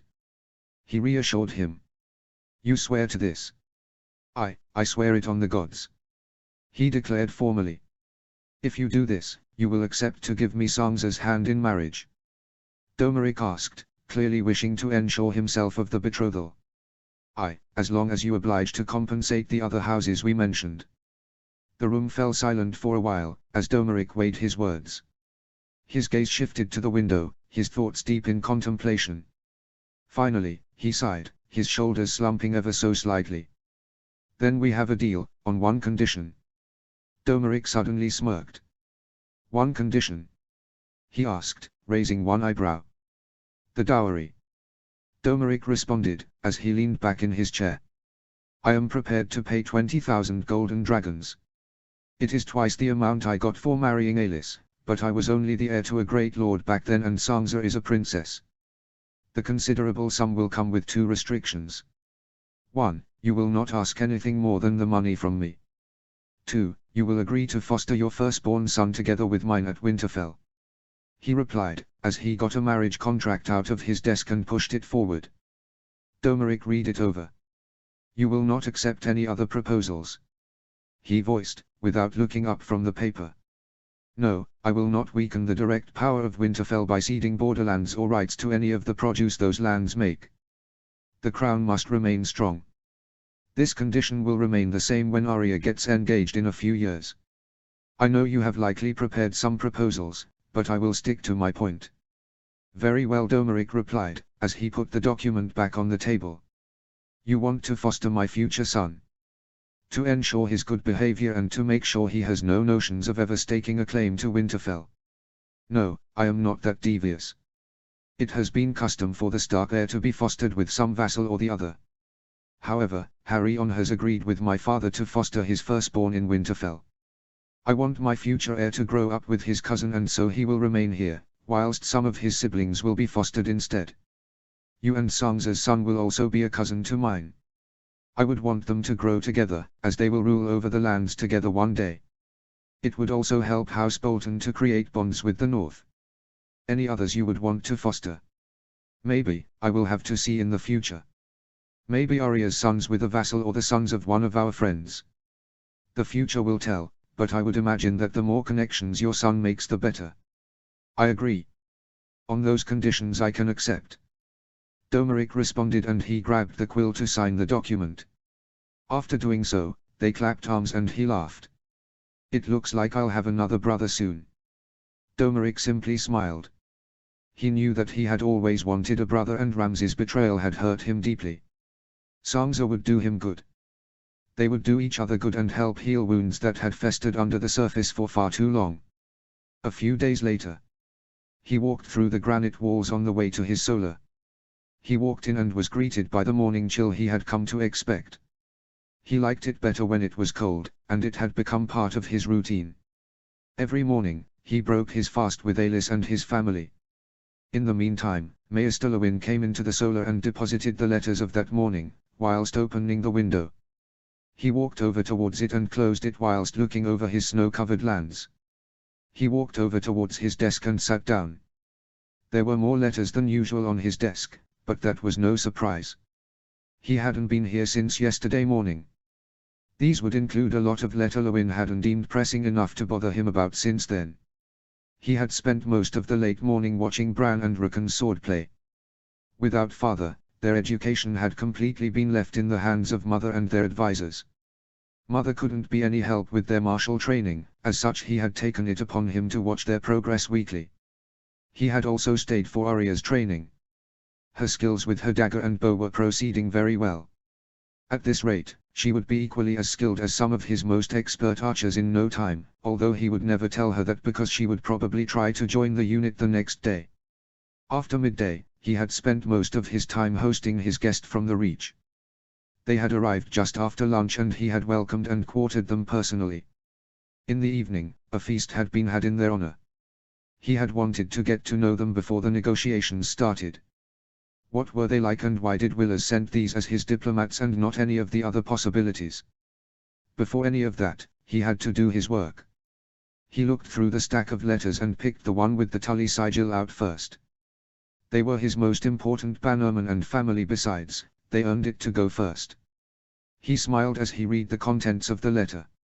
His uncle had married his betrothed in a three-way wedding at Stonehenge together with Hendry Bracken and Lord Brynden Blackwood in front of nearly all of his nobility south of the Neck. It was a show of unity and strength in the Riverlands that had surprised many of the neighboring kingdoms. Most of them had likely hoped to keep the Iverlands divided to curb his power. Alas, he had been hard at work to make sure that didn't happen. Uncle Edmure thanked him for his gift. He had sent him a beautiful new harness with the fish of House Tully engraved into the breastplate. He also spoke in much detail about the wedding and his new wife. He seemed to be happy, he was glad for it. He put the letter aside so he could give it to his mother at lunch. She would love to read about all the details, and so would Uncle Brynden. The next letter he picked was from his wife's house. He broke the seal carrying the Karstark sun and read through it. It seemed all had gone as planned in Carhold. Arnulf had successfully been forced to resign as Castellan, and he and his second son Arthur had left for their lands. A handful of his supporters had been sent to the war, as they could be linked to either ties with the Bolton bastard or challenges to Harry's rule. The extended Karstark family had also been notified about Osric and Alaric's newfound positions, and this seemed to have had a big impact on some of them. Arthur's eldest son Bernard and Birina Karstark's son Harmond Overton had apparently set their minds on joining Alaric on his journey to Rosby in the hopes of gaining lands of their own. They had set out with 24 of their friends towards the wall to join Alaric before he went south. Harry seemed very pleased with this development, as it left only one of Arnulf's grandsons in his lands. The friends the two young men took with them were for the most part younger relatives of Arnulf's allies, which once again curtailed Arnulf's influence in Carhold and among its vassals. He would make sure to see both of them when their party stopped in Winterfell on their road to Rosby. Those men could help spread northern influence among the lower nobility of Rossby and its court, which was why he wouldn't oppose their departure. However, he would make sure that they realized that Alaric was only Lord of Rossby Ure Uxoris. If something happened to him and his offspring with her, her new husband would come to rule Rossby and not them. They had no claim on any lands in the south, except for those granted to them by Alaric, a thing they best not forget. The only two of Arnulf's brood who were left in Carhold were Cregan and his eldest son Bern. Cregan had retained his position as master-at-arms, but Bern had been demoted. Arnulf had apparently tried to reorganize the guard to benefit his offspring. He had made Arthur head of the guard and had made Bern his second-in-command. His other grandsons had also been given influential positions in the household. Arthur and the other grandsons had left and Bern had been demoted to a mere lieutenant in the guard, with promise of promotion as time went on. To his surprise, a small note from Cregan was attached to the letter. It congratulated him on his victories in the south and thanked him for rewarding his youngest son Alaric with Rossby. He explicitly mentioned that he would be loyal to him for the rest of his days. Good, Carhold deserved peace. It would be best for all if Arnulf were to die soon. Cregan would make a far better vassal to Harry on than his father. Bern an even better one still. The next letter came from the wall. He had seen the messenger arrive yesterday evening right before the feast and had offered him a seat at their table, to the surprise of the reachman. However, he hadn't had a chance to reach the letter yet. Lord Commander Denys Mallister told him his version of how things were going. He praised John's conduct and his leadership of the rowdy clansmen and Scaggasea. More good news came in his agreement to sell the new gift for the offered price, on the condition that House Stark would in time help resettle Brandon's gift as well. He also cleverly asked for extra additional material to help settle the new recruits. More steel, boots, gloves and black wool were needed, as well as food because the watch had grown exponentially. He thanked him for all the recruits he had sent, especially the number of nobles.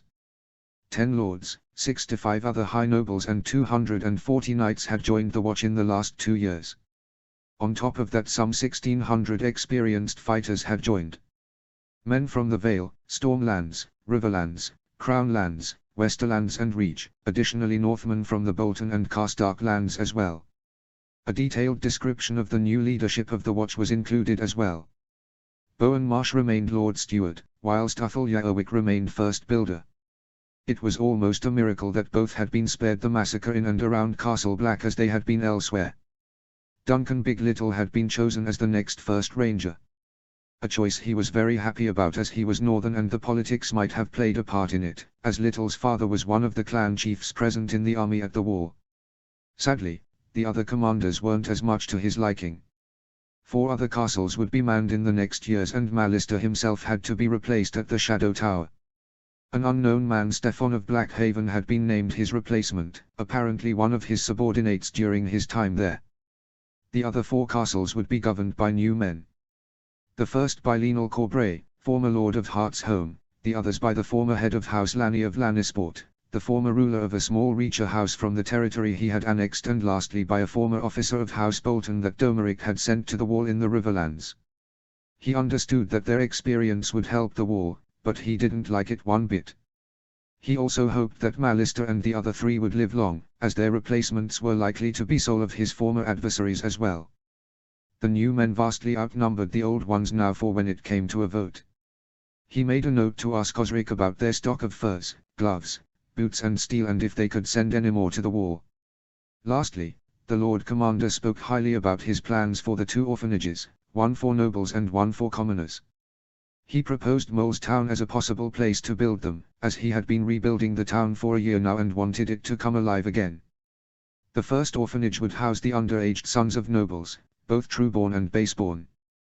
They would be educated in leadership and fighting to become the next leaders and high rangers of the watch. The second orphanage would house the common boys. Lowborn sons born out of wedlock, orphans from the regions, sons of criminals from the entire realm and the like. They would be educated to become stewards and builders. This would ensure replenishment of manpower for the future of the watch. Lord Commander Mallister also agreed to take in some of the free and unborn sons to open the first orphanage. This would take a lot of work out of the hands of him and his vassals. After that some more letters from his vassals and friends had to be looked at and answered, but nothing too important. He spent the rest of the morning with Osric, as he had been officially named the new steward of Winterfell. They talked about the arrival of the Reachmen and how it would affect their stocks for winter. He then went on to get lunch with his family and he saw the Reachmen sitting apart on tables next to the furthest wall. Some of them seemed to be eyeing his people with distrust and suspicion, but none of them behaved openly poorly. At the table closest to the rest of the hall, sat their commanders. Sir Baelor Hightower had been chosen as the head of the delegation, next to him sat many knights with prestigious and well-known family names from the Reach. Sir Baelor had been a surprising choice, but it made a lot of sense. Willers couldn't physically leave his lands without facing another rebellion or more Dornish incursions. The same could be said for Randil Tarly, not that he was much of a diplomat anyway. The other two most likely candidates had been the Queen of Thorns and his sister Margaery. Apparently, his grandmother had become too frail to make the journey north. There weren't many inns between Moat Cailin and Winterfell, and sleeping outside in the freezing cold and winter snows would have been too much for her. Margaery was kept at Highgarden, and for good reason. She was his heir and the key to the Reach if anything were to happen to him. If he were to capture her, he could easily march to Highgarden and marry her off to the first significant lord to rebel against Willers. It would give him the ability to put a puppet on the throne in Highgarden and silence the kingdom for years. The plan had long entered his mind, but apparently also that of Willers. Sir Baelor Hightower was the next best thing. He was Willers' cousin through his mother's side and the heir of the second most powerful house in the Reach. He had a pristine reputation, both in court and in battle. He seemed shrewd and well-mannered and commanded his men effortless. Many of the Reach nobility had died during the war, and so had many of the other possible candidates like Lords Paxter Redwyne or Mathis Rowan. Sir Baelor was an intelligent choice and he would be wary of the man. Not long after lunch, the knight arrived at his solar. He was quickly let in and given the seat in front of him. Small talk was exchanged, as servants brought wine and sweets in to help get the discussions along. "Let's start, shall we?" He began the real conversation and the Hightower knight nodded. "I got word from your king that he agreed to the conditions that I sent by letter. That means only our signatories to this document are left for us to conclude peace. Afterwards, we can discuss prisoner exchange, trade and infrastructure." He tried to steer the conversation immediately. However, Sir Baelor wouldn't let him. "It is true that His Grace agreed to your terms. Nevertheless, he asked me to make small revisions in person." He had expected as much but had hoped that he could avoid this. "What changes are we talking about?" "Not really changes, let's call them additions." The knight from the Reach smiled diplomatically. "First of all, we would like to discuss the situation with the faith. You told us you would relinquish all remaining artifacts, as well as the captured most devout. We would ask you to also release their protectors, the warriors' sons. All their members are nobles and knights and they should be treated as such." He hadn't expected that. This wasn't a good start to the conversation.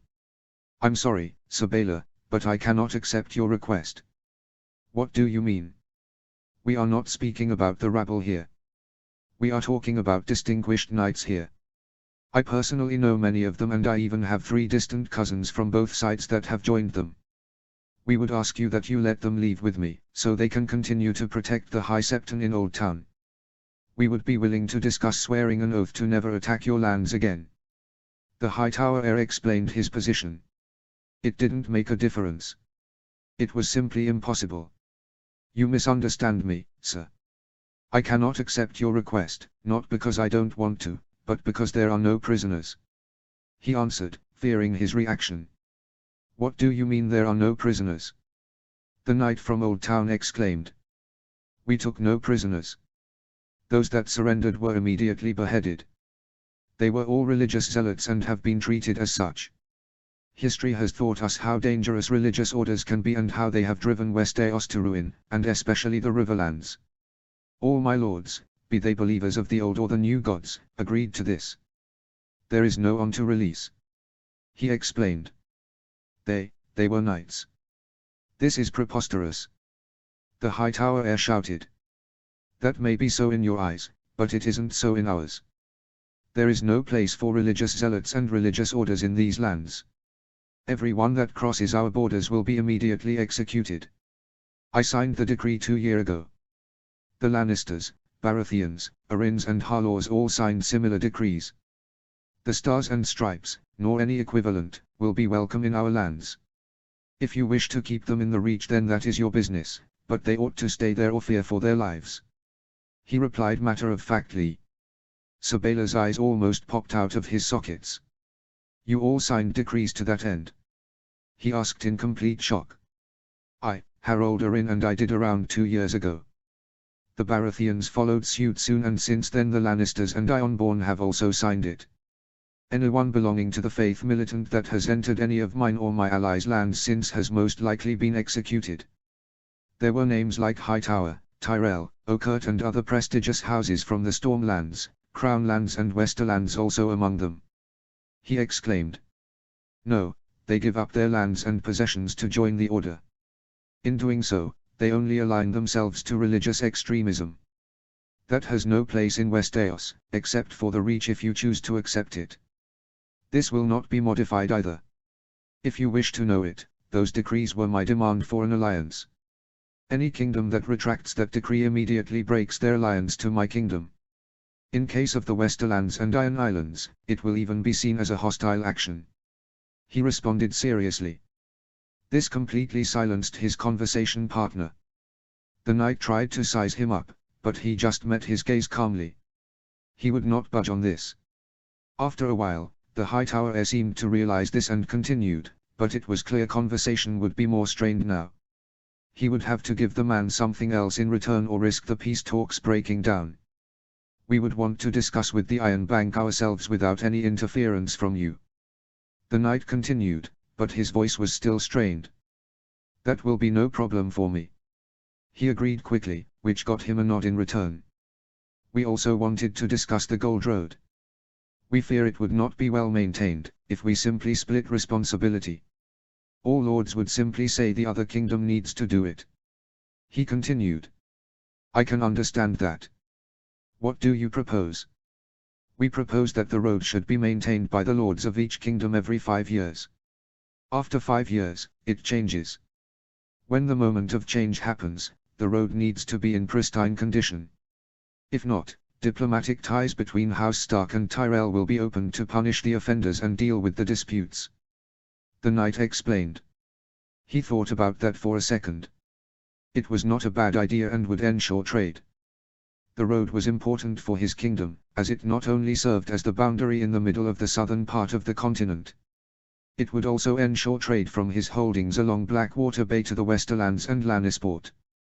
In the end, he agreed to the proposal. This slightly lifted the spirit in the room. You will formally acknowledge our claim and overlordship to the lands of the Crown lands that belonged to the Gardeners at the time of Aegon's conquest. There will be no discussions, the lands will simply be ours. He voiced another demand, clearly daring him to challenge him on it. In all fairness, he had no desire to. He didn't care about anything south of the Blackwater Rush. I agree. His reply got him a raised eyebrow, but the knight simply continued a little more pleased. We would like to discuss the displaced families of the lands north of the Gold Road. It has come to our attention that you have disowned them all. We would like you to turn them over. Many lands in the west and south of our kingdom have lost their knightly families and they could be resettled there. Another problem. I understand where you're coming from.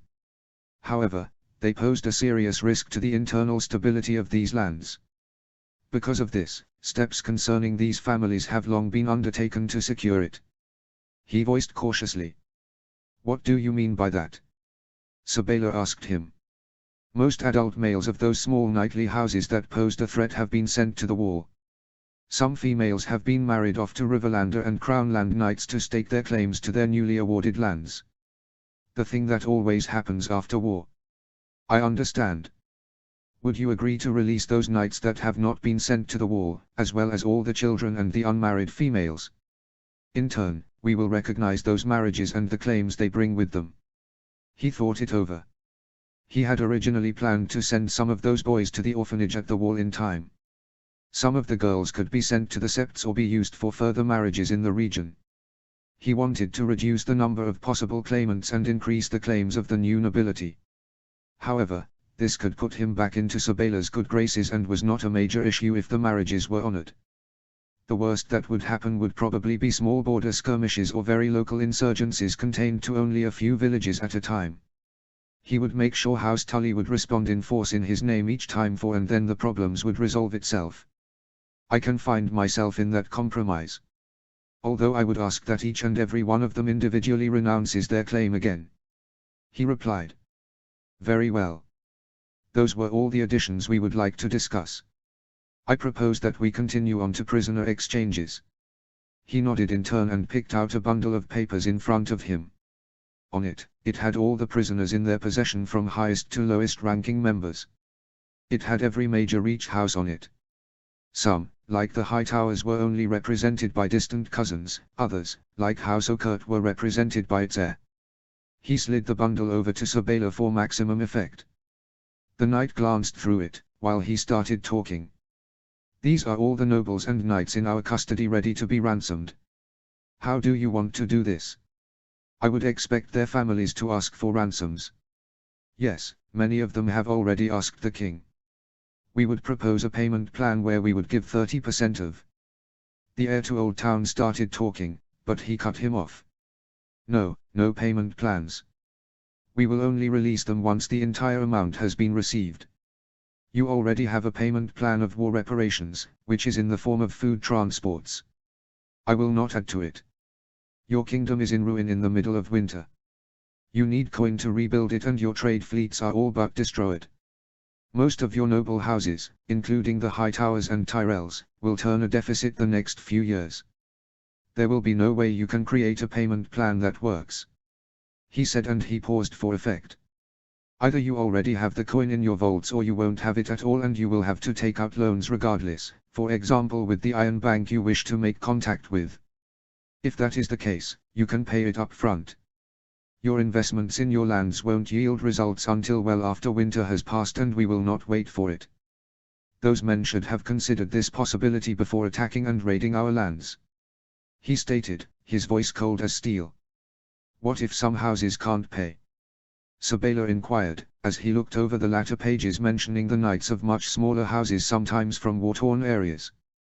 Then they will have to be bailed out by House Tyrell, take out a loan or their captives will be sent to the wall. He replied stoically. What? You would banish them to the wall? These men are prisoners of war. We have treated them with the respect demanded from nobles. However, we are not an orphan house. We will not feed and clothe them through winter because their families are too poor to buy their freedom. He scoffed. The knight from the Reach looked at him pensively. Is there any other way to handle this? I am personally authorized to negotiate about a number of the more highborn prisoners and I will also do the same for my vassals and sworn swords. Yet, I can't imagine the others all managing to do this and the Tyrells can't all bail them out.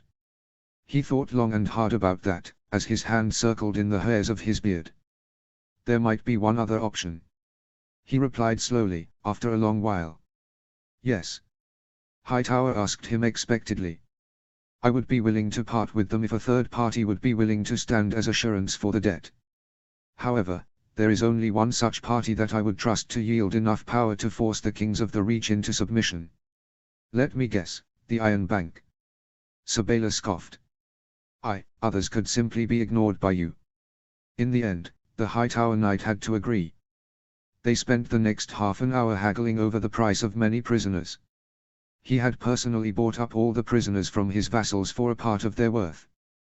This had given his vassals lots of coin to weather the challenges of winter and had taken the problem of negotiating out of their hands. All had been happy with the coin they had made, now was the time for him and House Stark to make it back. After reaching their agreements they moved on. You wanted to talk about trade and infrastructure? He was asked. That is true. I think normalizing relations between our kingdoms is essential to keeping the peace. I think both the Riverlands and Reach have suffered a lot and trade would help them in getting back on their feet quicker. I also want the North to prosper more than before and trade would help with that. However, the current infrastructure makes that difficult. Finally, King's Landing needs to stop being the point where almost all trade comes together. as such new roads would need to be built that pass it by. Where would you like to start? The Hightower asked cautiously. Maybe naval trade along the western shore. I suppose that is more your expertise. The knight nodded. I want to establish a big trade route going from Bear Island and the northern mountains all the way to Old Town. I have already established the necessary trade agreements and docking possibilities in the Westerlands and Iron Islands, however I would love to extend it further. That sounds interesting, but what would we have to gain from that? The heir to Old Town asked. My vassals and I will invest in our domestic industries. The export of wool, furs and wooden logs will increase towards the south. We have hardwoods that cannot be rivaled in the south. I would expect that you would wish to replenish both your trade and military fleets. There is no better way to do it. In the meantime, our wools and furs